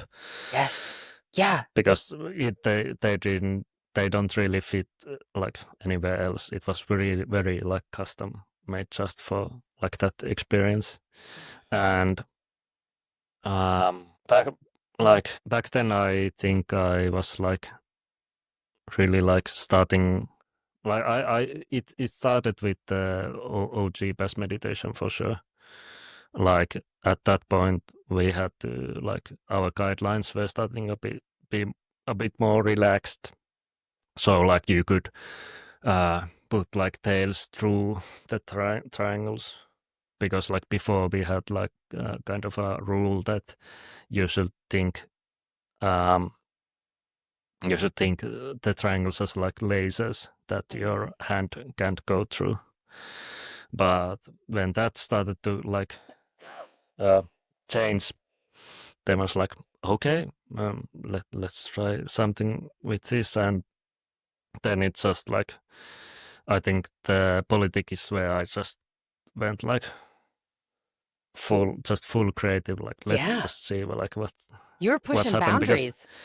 Because, I think the first like song that had those like really extra long tails, like purposeful extra long tails, was Fix You, I think. I'm not sure. Yeah. But that was Benny's, and that also like if I remember like the dates like right, it like that was also a huge like point of inspiration. Oh, so you took a Benny map for inspiration to create big, huge tails and movements for Politic. Also, the complexity. Let me. The complexity I will do this also is advanced in comparison to some other mediums, you know? Because the way the angles and the targets have you moving at that time, that was really advanced for a medium. It stood out. That map stands out in that workout. Still, it stands the test of time. I don't say that a lot about a lot of older maps, but sometimes you come across some and you're just like, that is still as good as the day it came out. Even though you guys have evolved and created way better workouts, this map is perfect. It would still be as good 10 years from now. Yeah. it's pretty fun because with some of the like replays that I have done, I have like while I'm playing, I'm thinking like, okay, I like what like sections I would do differently now, and there would be like sums. Those extra long tails, no, that's still like no touching there, but there's like that, like I don't remember the lyrics like precisely, but something like mention of love, I think, or in that like one of the like sections. Then now I would of course use the hard Hard, tails, yeah. but I mean those that moment has like a lot of like arm crosses, and that works perfectly fine as well because does. those are like hugs. You're hugging us. You're hugging Yeah. us. Yes. I love to do like virtual like hug movement anytime there's like a moment in the lyrics where it's something like wrapping myself or something like that, and then it's like, yep, this needs to be a hug. Yes. I love that. So another thing that makes this workout or this particular map, Politics, so good is you can tell Coach Leanne is feeling the map, feeling the song. It's one of her best coaching moments. I encourage anyone listening, if you use focus mode, please don't focus mode Leanne for this song because it is a therapy session. It's an experience to hear her, to do the movements, everything combined perfectly. And that's why it's so good, you guys. It is so, and it's on the moon. It's on the moon. Yeah. The environment, so good. So if this came up again, like Politic has never been up in another workout. I've never seen it. I've searched it. Yeah. At some point, I think it was going to be in a low workout, but I don't think that workout ever released. I don't know how I feel about that in a low. Yeah. Oh, But no. I mean, that was years ago. Oh, okay. But I remember that I saw like I was checking the upcoming workouts, and I saw that. Okay, interesting. So but would you take I it? don't. If it came up, would you be like, I would like that, please? For like an opportunity? Yeah, but oh man, it would be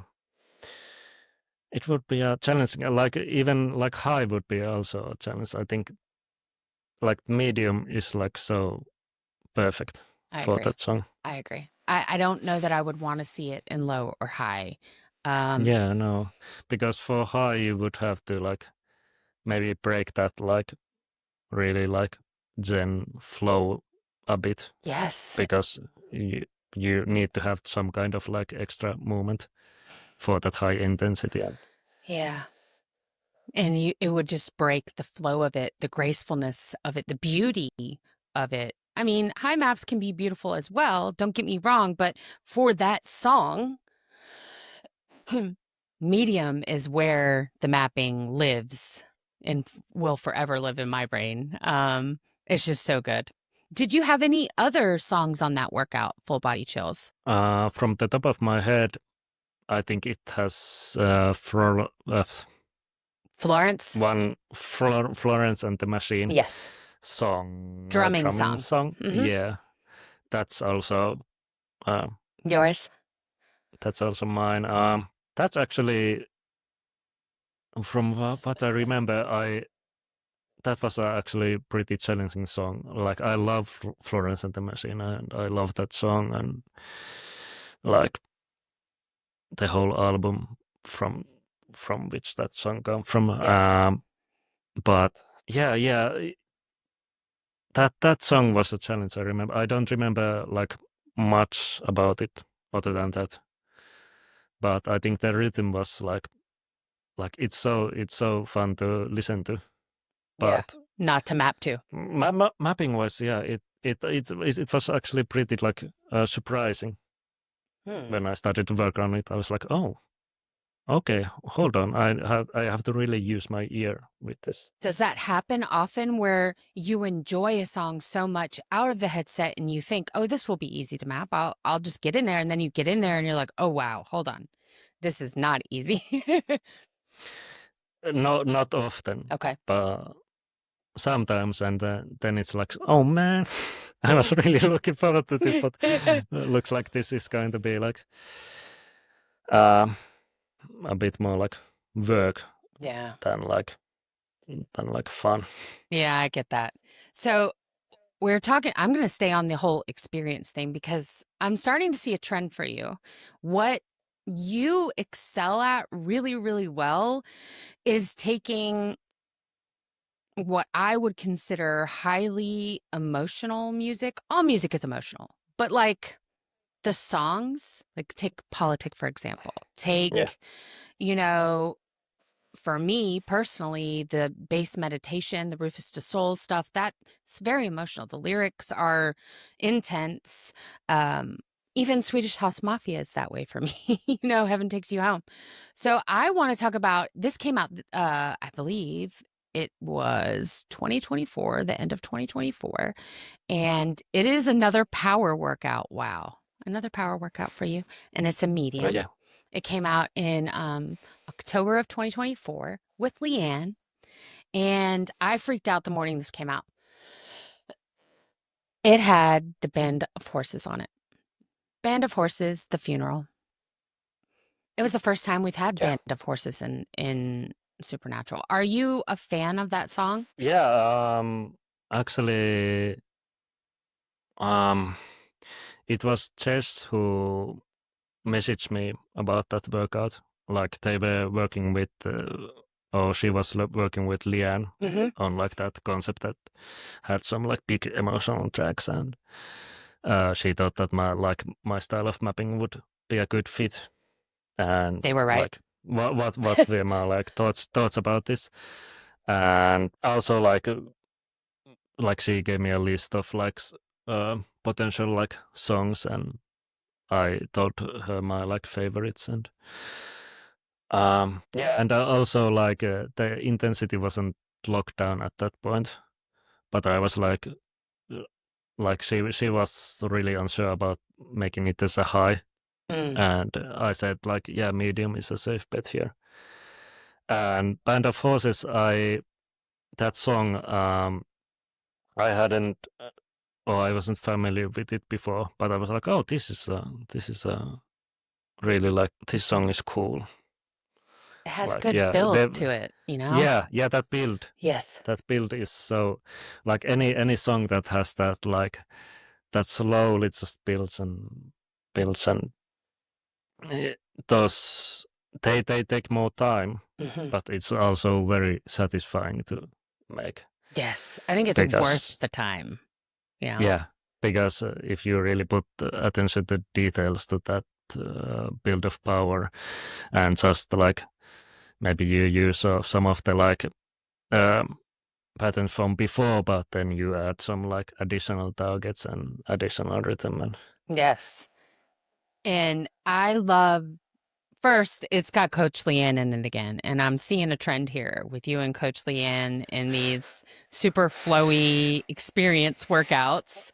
The Funeral, it was the last song. It is so good. It is so good, you guys. The mapping is incredible. It really lets you breathe and move and be flowy, but then have super fast movements in the drum sections. It's very good. There's also another song on here that is like close to my heart. When I saw it, I was excited. It's Sia, Breathe Me. And you did so good on that too. It lends to your style. Yeah. Oh man, that song.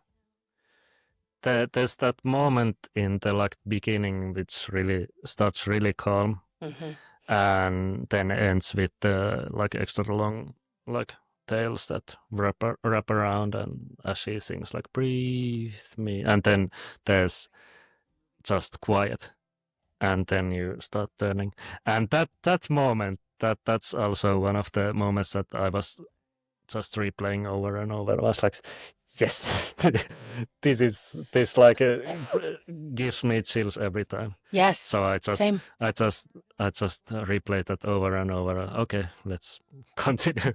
But it felt so like good, like great.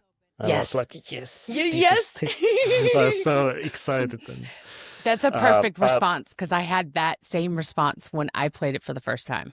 Yeah, and those kind of moments, like letting just things go quiet and not doing any kind of movements, that there was like moment like really in the beginning where I got like it was feedback from Benny where he showed me like in that whatever that song was, I basically had done some like there was still some like quiet like ambience or like some sort of like lyrics still going, and I still did some like movements to those, and Benny like gave me a suggestion like maybe if you drop these like moves away and just let it breathe a bit, and then when the music really comes back back around in like full force, then it like feels that that just that more extra powerful, and basically that like that feedback has like stuck with me since, and I use that like teaching a lot. Yeah, that's a good. I mean, I love that feedback, and you can tell it has stayed with you and impacted the way that you make choices for your mapping. That workout is called Heart Wrench, which is perfect title for that workout. But the very first song is Coldplay Fix You, which is Benny's map. Yeah, I think that map I think you reshuffled. Yeah, that's a reshuffle. That's an updated reshuffle. It is. So I did go into that map and did some like minor like new stuff, just so that it would be like more cohesive with the rest of the workout. I could feel it because I know that map, that original Benny map, Fix You, like muscle memory for me. I've played it so many times. So when I played this workout, I knew right away. I was like, oh, you've adjusted the angle over here to this target and this one. I knew right away, and I recorded it to look at the gameplay and see exactly how you changed it. But the day that workout came out, I went ahead and recorded my first play of Breathe You and Band of Horses right off the bat. It was 4:30 in the morning. I woke up Chris in the house because I was singing so loud, and he's like, Martha, please, why do you have to work out so early and wake me up? I'm like, morning. But both of those maps, and then went back and played them again because they were that good. So I was excited to hear that you were the one. I mean, I had a feeling just because of the tails and the way you allow room for breathing in those chill moments. And then you come back super powerful with the movements. You're really good at that. And I do pick up on that in your mapping. So I had assumed Breathe was yours. And then I kind of went back and forth about Band of Horses, and Dave was like, it's not mine. I was like, it's Lauri's then. If it's not Dave, if it's not his, then it's yours. I know it was yours. So that one was awesome too. There is a workout on my list that I was surprised to hear was yours. It's actually just one map. It's one song, and it's Disney Hits. It's been in 2 workouts. It's been in the Disney Hits Villains. And it's what's the other one? Yeah, Disney. It's the Disney Hits Lion King. Yes, like Lion King. All of the Lion King tracks. Yes. Be Prepared. Yes. It's fun. It's fun. Yeah. Yeah. That like that OG like that villains workout. That was, I think that was split between me and Benny. And back then we went like we did some like collabs, and we went back and forth in each other maps and gave feedback, and also like added some like new ideas to those maps, and then gave it back to see like how the other one liked it, and yeah, then it returned in the Disney Hits Lion King workout, and that got further updated by me. And now I actually found out that when I did a revisit, that it was even further updated, Oh, slightly more. really? Yeah, it's in the intro. I was like, oh wow, this is really cool, but this is like this is not something I would do. Like Right. So something who something. updated it? Then I looked around and it was JR. And Makes sense. I don't. Sometimes there might be some like new requests or reshuffles, and that when you are not available, then it will go to some like other like team member. And yeah, so I don't know what was the like the feedback or the thing that why it was changed, but it's definitely even more like cool, I think. So it was No, like but almost yeah, a real collaboration at that point on the third iteration of the song because JR added a whole new section to it. yeah. It was like pretty minor, but the intro definitely had more like tunnels and some lane changes. Cool. But then I think the like the rest is like the same, Cool. or at least I'm pretty sure because when I played it like through, then I was like, oh yeah, this is all me. I know when I'm playing a map that it's Right. done by Is me. yours. Yeah. Yeah, but I mean, Lion King, love the movie of course. Back when I did the the OG like map for the villains, I watched the music's like part of the movie, of course, a lot, even if I can remember it by heart.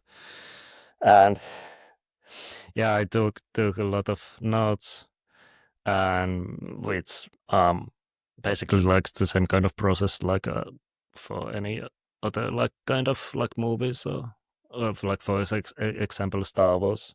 hmm But yeah, there's some moments in that map where there's like the hyena march section, Yes. and in that point there's only straight up and down targets, only like no angles hmm and side steps, like you are like marching back and forth. Yeah. And then there's a moment where in the beginning where like the scar, I think in the movie, slams like the bone away from one of the hyenas, and then at that point you have like a flag turn back and forth. And yeah, it there's like bunch of like those kind of small details that are just so fun to do, especially of course when you love the like the property, then it's like. And for the like the new Lion King workout, I went back and it was fun to look back at the OG map and see like, okay, I can make these like angles here a bit like more like also more pleasing to the eye and just more clean, Yeah. like more easy to read, because at that point my like style definitely had evolved a lot further. So people can go in and play all three versions of this map now, or have they been changed? They can play the OG. hmm OG is in the villains workout. I could tell almost from right away. Okay, this is the OG map because this has some angles that now really like caught my eye. Like, oh no, this. You wouldn't do that now. No, I wouldn't do this now. Okay.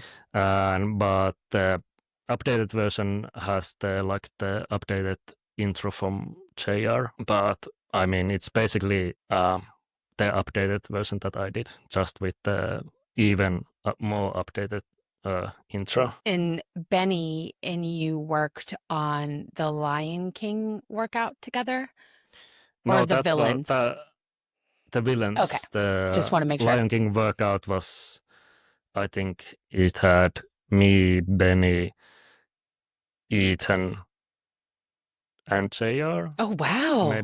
Yeah. I think every song had like Someone else. one. someone else. Yes, each person had their own song. That's neat. Yeah. Mm-hmm. Because I mean, basically, not surprising that everyone really wanted to get some of that Lion King. That's cool. So this leads me to, I want to talk about a high flow, and it is the Queen High Flow Artist Series. Yes. Yeah. Now we're getting into high flow. But what's perfect about this is Bohemian Rhapsody was the first, at least to me known, map where you're good. Yeah, the sun is really blind.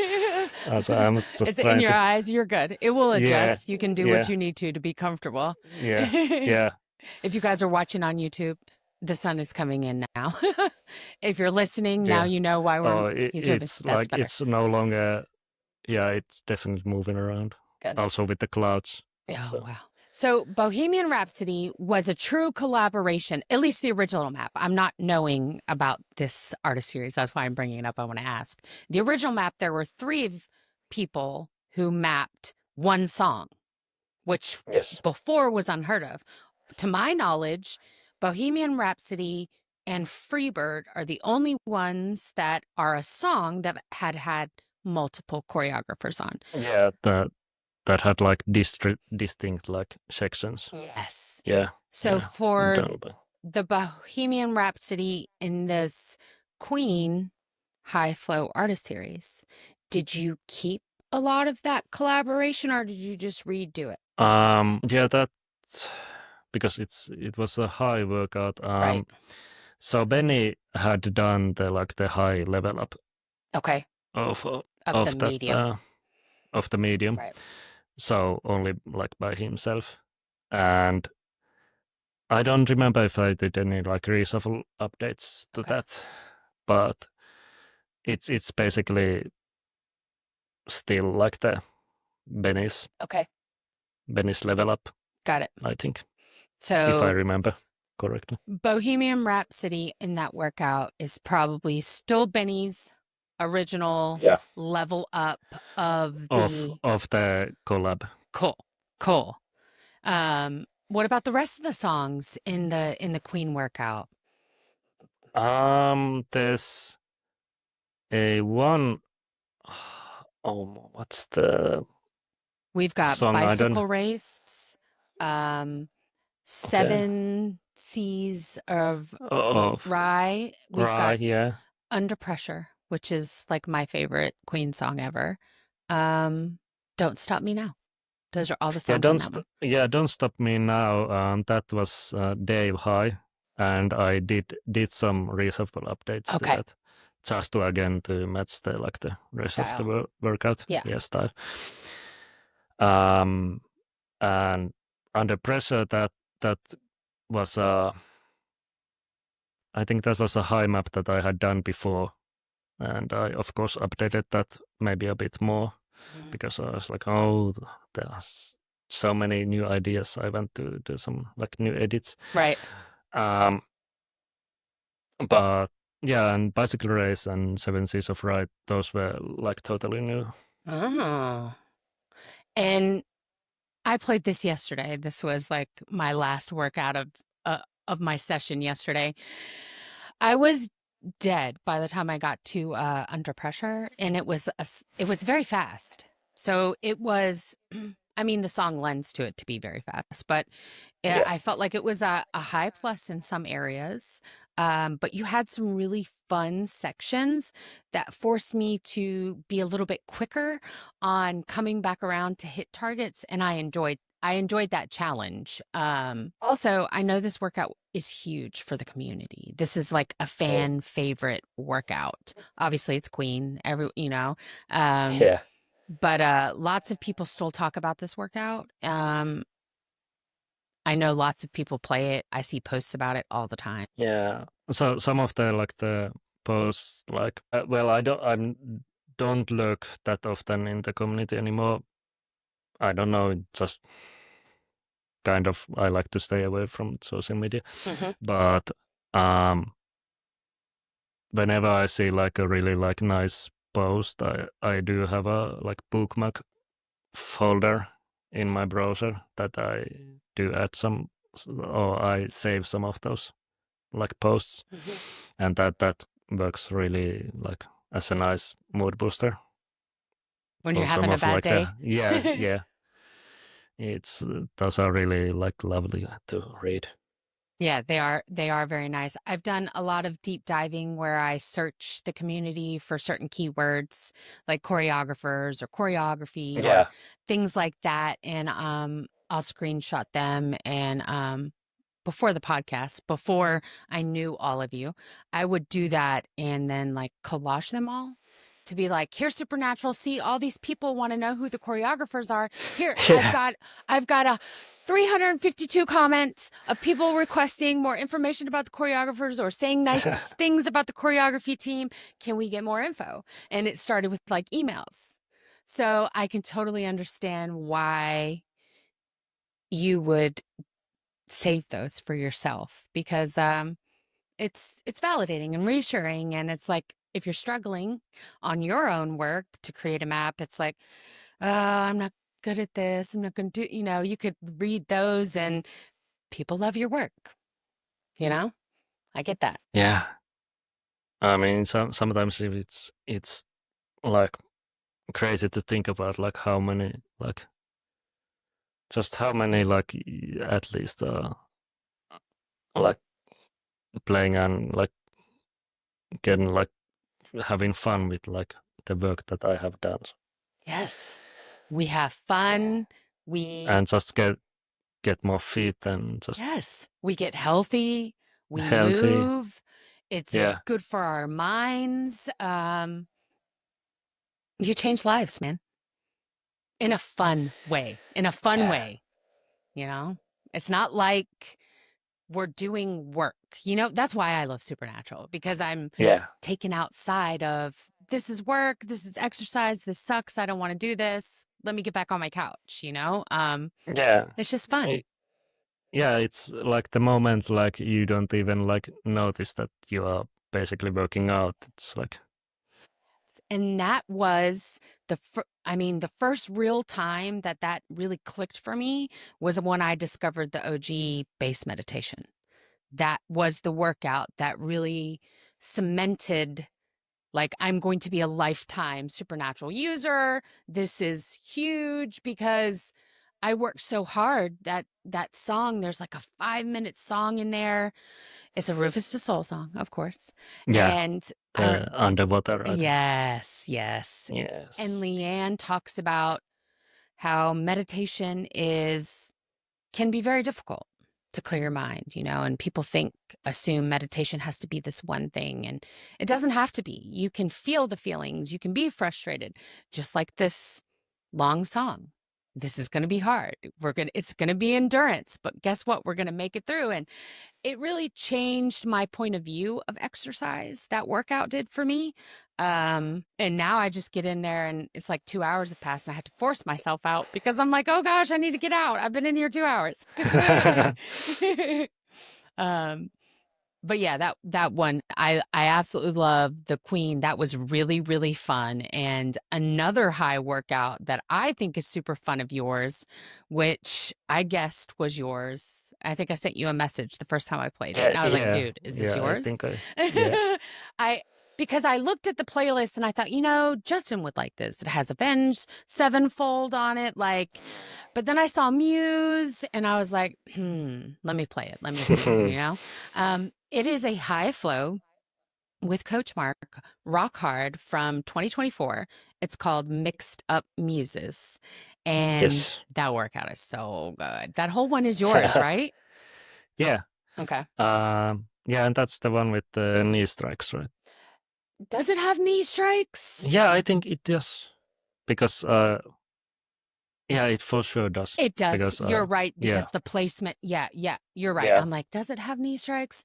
I wish the card in the app said it had knee strikes. You can only kind of see mm, that in the headset, unless it's yeah, actually right. written in the description. Um, Okay. that's why I read the description, because I find all sorts of information in there. But the first song, the Alter Bridge song, is so good, so good. Metalingus. I love that one. Man, I'm trying to Yeah. remember it. And then to say- Shepherd of Fire from Avenged Yeah. Sevenfold. It's got Hysteria from Muse. Muse and the only thing, it's got a Metallica song in it. I don't like Metallica. I'm not a fan of Metallica. This is the only bad part about this workout, okay?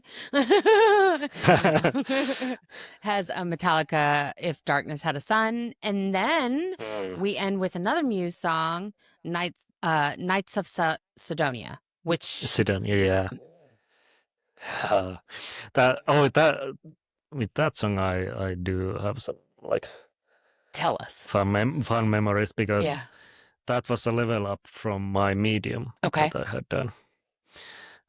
Probably for the artist series, maybe. Probably, yeah. And the medium was already like really like medium plus, maybe even high minus. Yes. So when I got to that song, I was like, how do I keep this like high and not like go any like pros only levels? But yeah, especially like the end like 360 turn pattern, that was like at first like, oh, I hear all of the like guitar riffs here, but I don't, there's no way I can hit all of those and keep it like high level. So it was interesting to level up for sure. But I mean that song, it's again like that's the type of song that has that long journey and just so many like different like levels of power. That's so fun to play around with. You can add so much different stuff. Yeah, of course it helps because I love the song and the band. So also, you are really good. I want to thank you from the bottom of my heart for turning us so much. You always use all the portals, all the lanes. You spin us around. I noticed that during my research. It's my favorite thing. I love portals. I love to be turned. I say front facing sucks the joy out of life. That's me. That's my personal preference and style. So I see you turning us and I appreciate it. I wanted to say that. But in that song, man, it is the best section in the turning sections. And it's got a little bit of complexity and it's so fun and there's crossovers. It's good time. Yeah. Again, like going back to the beginning of my like career, I could say. Back then, I really had actually like difficulties, like coming up with the turning sections or even changing lanes really at all. I could say. But I mean, now it's like if I notice that I'm staying too much on the front lane, I'm like, okay, no, then it's to be some like new edits to this. But then it's like it's really easy to just find like the moments that make sense. Like, okay, you will turn here and then again here and here and yeah. Now I'm just like lane turns all the way. Yes. Even in low. Yes. But I agree. Low users, in my opinion, that's the time to start them getting used to changing lanes, and it's slow enough and get them adapted for medium, and then hopefully from medium to high. You know, I started my journey on lows. I was only played lows for 8 months. Like I could not physically play anything more than that. But then when I got into medium and saw all the turn, I mean, I just could never go back now, you know? That's so much fun. And low users, I believe they can do the turns, man. Yeah. Yeah. I mean, you have to start from somewhere. Exactly.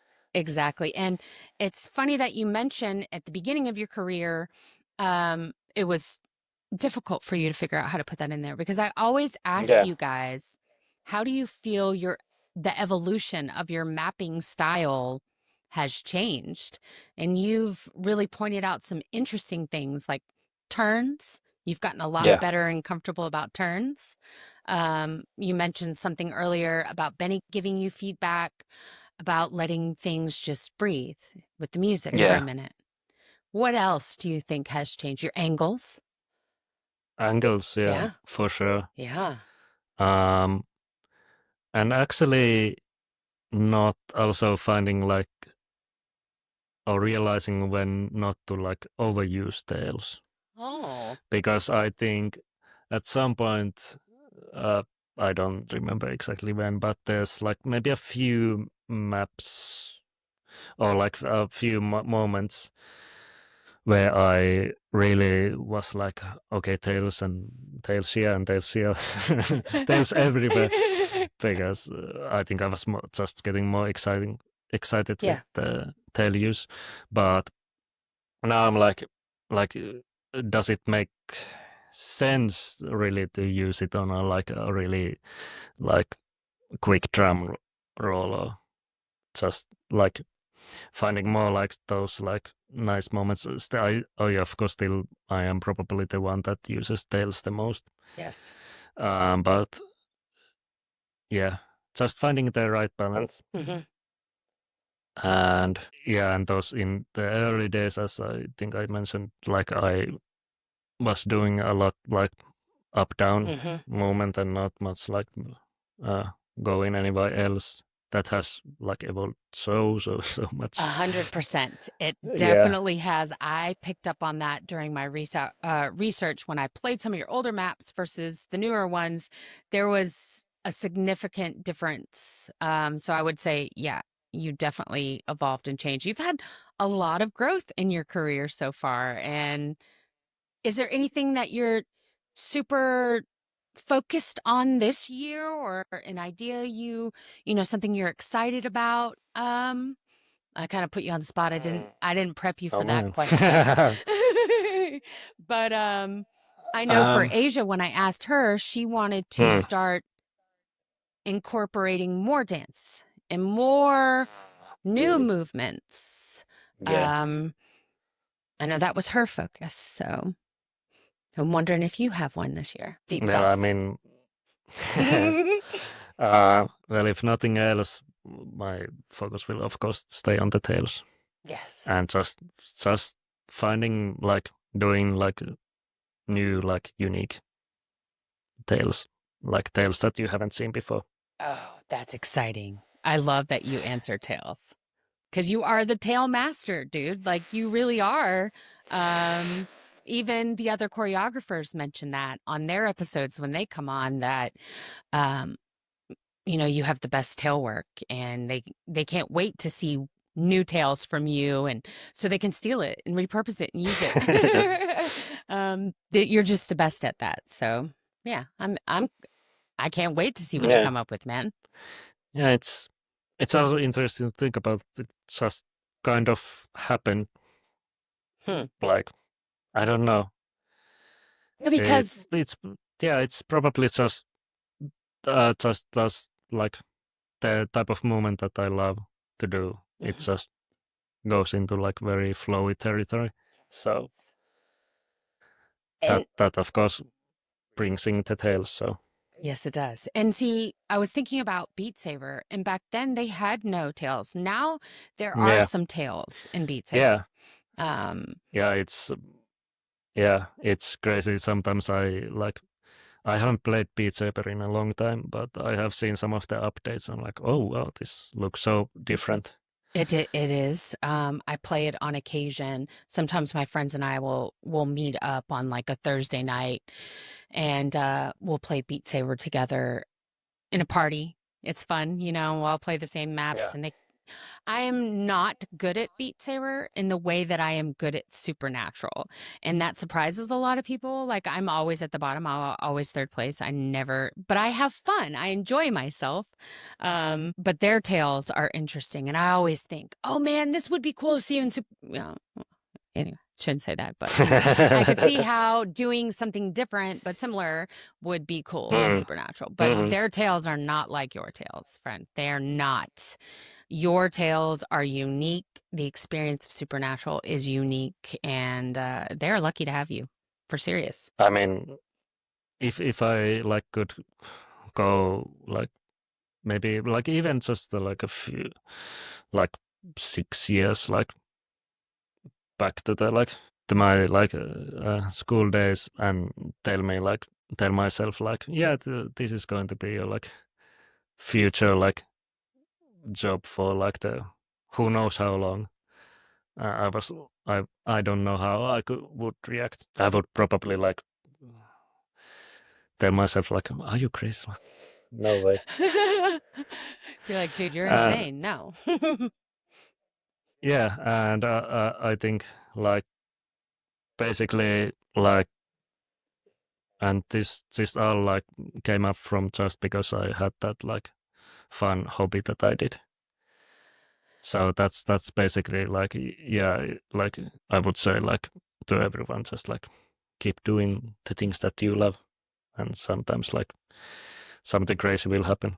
Yeah, opportunities happen Yeah. because you're doing what you love and you're passionate about it, and others recognize that. That's great advice. Do what you love. Never know. So, I gotta ask you, if you could switch jobs with anyone in Supernatural, like go off and be a curator for a day, whatever, engineering, be the person who makes joy balls, because we need more joy balls. I'm just saying. Yeah. um, what? Whose job would you go get? Whose job would you go trade with? Somewhere like my mind first went into like the programming, like the main app stuff that goes into that. Mm. Um, or like be like someone I don't know what the title would be, like someone who that would be pretty high up, that someone that can make like um some like feature like decisions like what Oh, comes in and in like the product team, I would think in that department, yeah, who yeah, come up with new features. You got yeah. any new feature ideas? Uh, You'd want to add all sorts of stuff, I would imagine. yeah, and like the one that comes to mind, it's really not feasible at all. Like it's not even, I think, possible with just a Quest headset. But just because I love using like my personal VR like system is like a really weird like mix of a Quest Pro and a like Steam VR like trackers that I put around my So body. it's like a hybrid. You've created some sort of VR hybrid system of your Yeah, two? there's like a tool that you can use Okay. to combine them, and yeah, but that like uses for that kind of system I basically use for VRChat. So you have like the Quest Pro for like eye and face Yeah. tracking, and then like the three trackers around, like one of is around your waist and the two are around your foot. So something like that that follows your whole body, like doing something that for supernatural. That would be really cool. And I would imagine it would also, when you trade back to your choreography job after you've created this feature over here, um, Yeah. you could map Uh, knowing that it's tracking the whole body. yeah. That opens up so many Yeah. possibilities. Yeah. Yeah. And also would just need to also like bring into the market like the system for that kind of tracking. But Yeah. We it's can. it's not a. But I can dream. Right, exactly. It's not feasible something that could happen right now in the state of the technology, but But thinking in the future, yeah, in the like far future. far away future. But I mean, looking back at the state of VR like 10 years ago, and now it's so different, Yes, it's and has advanced. evolved. Yeah, it has advanced in so many like ways that I hadn't really thought about back then. Mm, it's pretty neat. I like that you want to go either into the programming area, because no one has said that yet. So you're the first to say that, or in the Yeah. features. I think that's pretty neat too. Yeah, the programming I actually, well, I haven't done any like I had done I have done of course a little bit scripting for like with the Linux Okay. kind of stuff, but it's not my favorite thing to do. But also I was thinking like if I could like get some like knowledge into my brain as I transfer to that like job even like for a while, then programming for sure. I haven't or I'm not haven't been really good at like maths like ever. Me It neither. just hurts my brain. Me too. But Me too. but there's still part of me that thinks like programming is really cool. Yeah, I like it. I like that answer. So have you been to the United States and come to Yeah. see Supernatural? You Oh have? yeah. Oh, Yeah. okay. Yeah. Yeah. Yeah. Oh man, that's the whole thing. The first visit to the USA that I did was in 2022. Okay. Yeah, that was in summer of 2020. And that was like 2 years after doing this full time. And I mean, what an experience it was to like finally meet everyone face to face. And see It was. the studio and see where everyone Yeah. works and all that. Yeah. Yeah. That's neat. Oh man. And yeah, I mean, like after that, I have done like 1 to 2 visits per year. Okay. And I have stayed in like the California, Los Angeles area only. But who knows, maybe in the future I will visit some other like state. Yeah, I was going to say, is there a state that you want to visit? Is there someplace else in the US that is like, oh, I want to go there, right? Somewhere like, oh man, somewhere like, oh, where would that be, like in like some like really big like nature like reserve? Like national forests or national parks. Yeah. We got the Grand Canyon. Yeah, Grand Canyon or like the what's the like the with the really insane like what's the tree name? The old tree. Oh, I'm having a brain fart about it. Yeah. What's That's the in name? the northwest. The big trees. Oh man. Yeah, the big trees. Google big trees, United States. What help us out, friends? What kind of trees are they're not oak trees. That's the red some. I think so. People are yelling at us as they're listening. Yeah, they're telling like, us like, exactly what tree like it is. How you don't know this? Is it the redwood tree? Redwood tree? That I think it might be. Yeah. And they're hundreds of years old. Yeah. Yeah, I would like to see that too. But yeah, I mean, love nature and like all of like nation like parks and those kind of places are really like my jam. And like here I live, like it's basically just bunch of forest everywhere. So that's nice. Love going to the like forest for a forest folk. And I will say in like when I first like I still get this experience, I think, every time I have visited Los Angeles. But like the first time I was like, man, it was so crazy. Like, especially like looking like down from the plane as we were landing. I was like, whoa, there's so much. Building so much, like just endless amount of into the horizon. Just like even the 6 lanes of like endless like cars.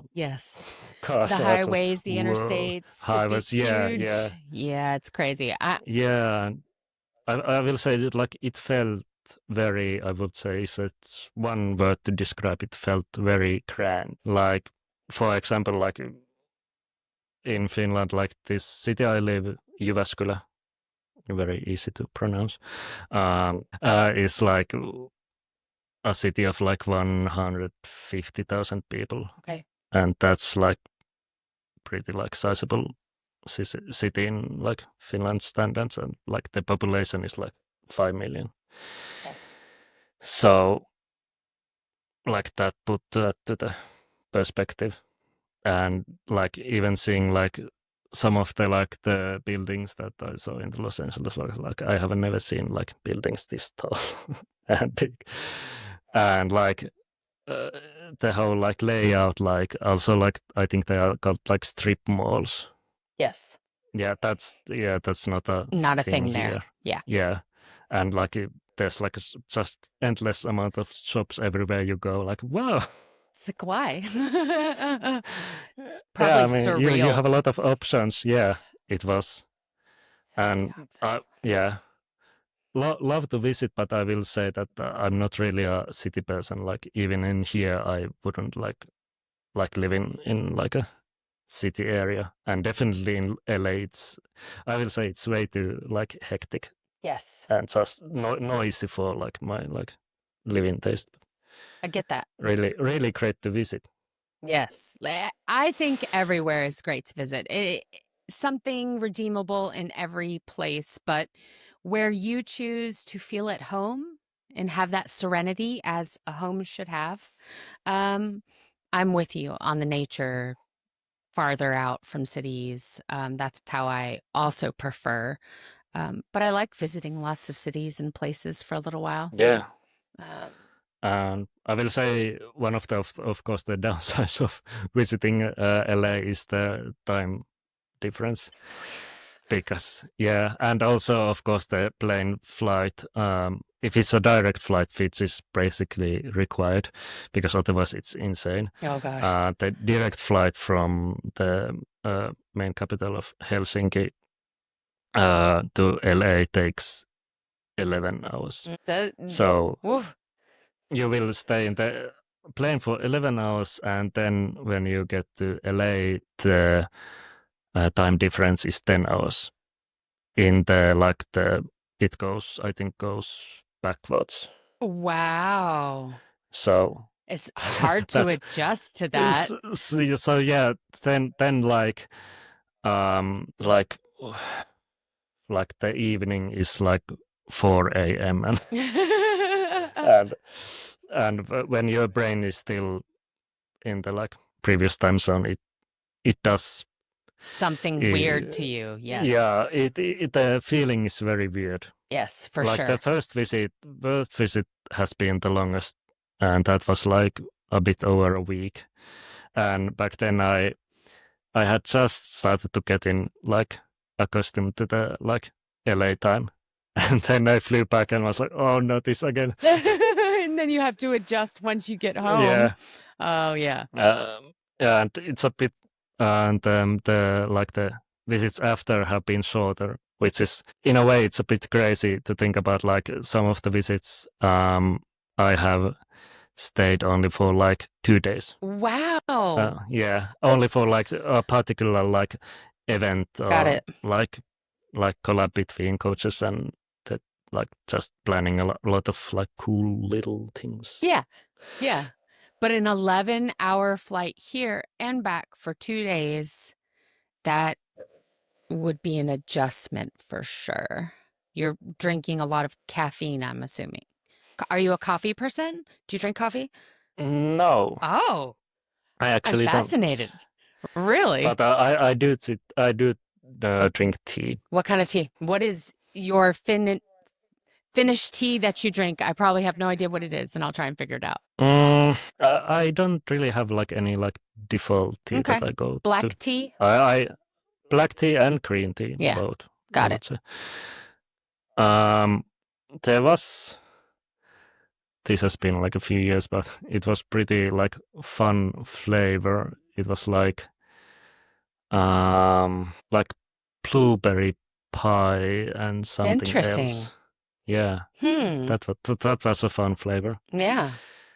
But sometimes just plain green tea is like, Yeah. Are the good. thing. Well, you Yeah. know, Asia's a big tea drinker.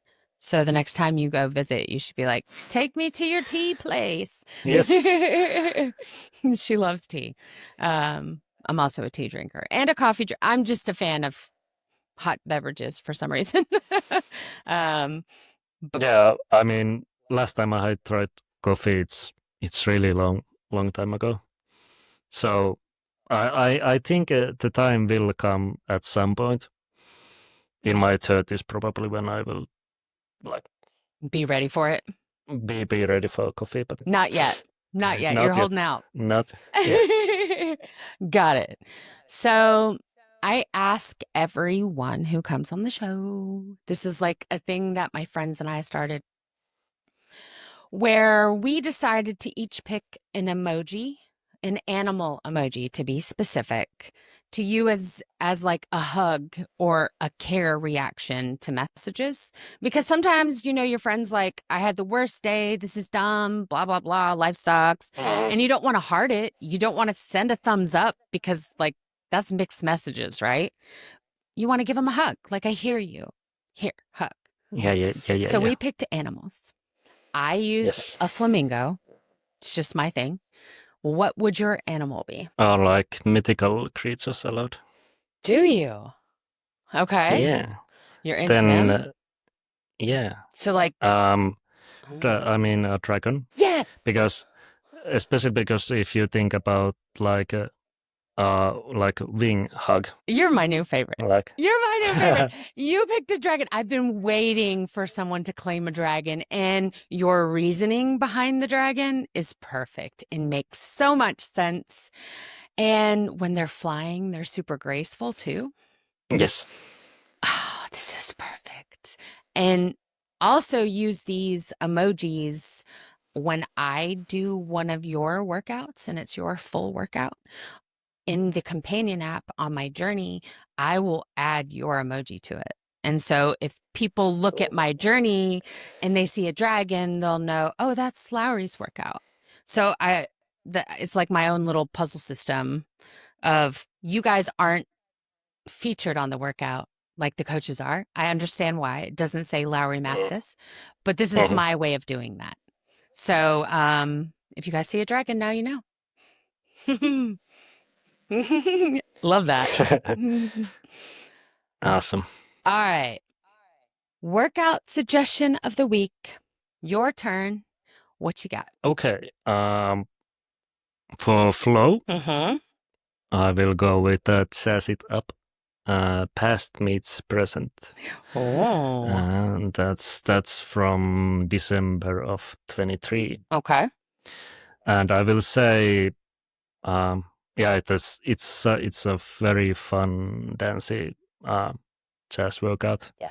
And that's with Coach Ranier. And Ranier actually he messaged me after I think he had recorded that workout that he thought that it was really fun, and he can't wait see what kind of reaction the community. Oh, that's cool. That when you get a message from the coach saying, "Oh, this is a good workout." Yeah, that doesn't like it. Then it's a good sign that okay, that's a big deal. Because I mean, back when I was mapping it, also like I was really like thinking like, yeah, this is the good stuff. I had so much fun with this. Like I love this. Good. Yeah. And we just Michael Bublé and Bublé. Yep. And Bennett and Lady Gaga and good stuff. Good stuff. And for boxing, I will go with his skills and drills medium with Coach Doc. And yeah, that's the latest boxing workout that I did some like collabs with Dave and Doc, and that's just overall just that workout does the focus on like flurries and allowing you to nail those on with the like repetition. It's a very good skill-driven workout. It's totally different. Yeah. I love this new series. I can't wait to see more from the skills and drills. It's a pretty cool Yeah, concept. yes, there might be something Oh, might be cooking. Who knows? love to Who hear knows? that. At least like some like future like plans might have been discussed. I don't know. Oh no, would be cool. I don't know. Would be cool, maybe. Who knows? So awesome. 2 great workout suggestions, both float and boxing. And you guys, when you play these workouts and any new workouts, especially new ones that come out, when you are done and the scorecard comes up and it says, oh, you got a diamond, you got 100% accuracy, blah, blah, blah, blah. Before you click home to go find your next workout, look to the left. It's going to be a box and it's going to allow you to rate it. It will give you lots of options. You can like it, you can love it, you can hit other, and it will prompt an email and you can write a whole novel worth of feedback. They read your comments, you guys. They see them. They read them in a meeting. You're anonymous. I did find out it's anonymous. They're not saying, well, Marla said this song is really bad. Please don't make this map like this. They're not going to know it's you. So send your feedback in, rate it. It's so important. That's how they know what we like and what we don't like. And, it's important to them. So don't forget to rate the Yes. workout. Do it. Do it. It's a great help.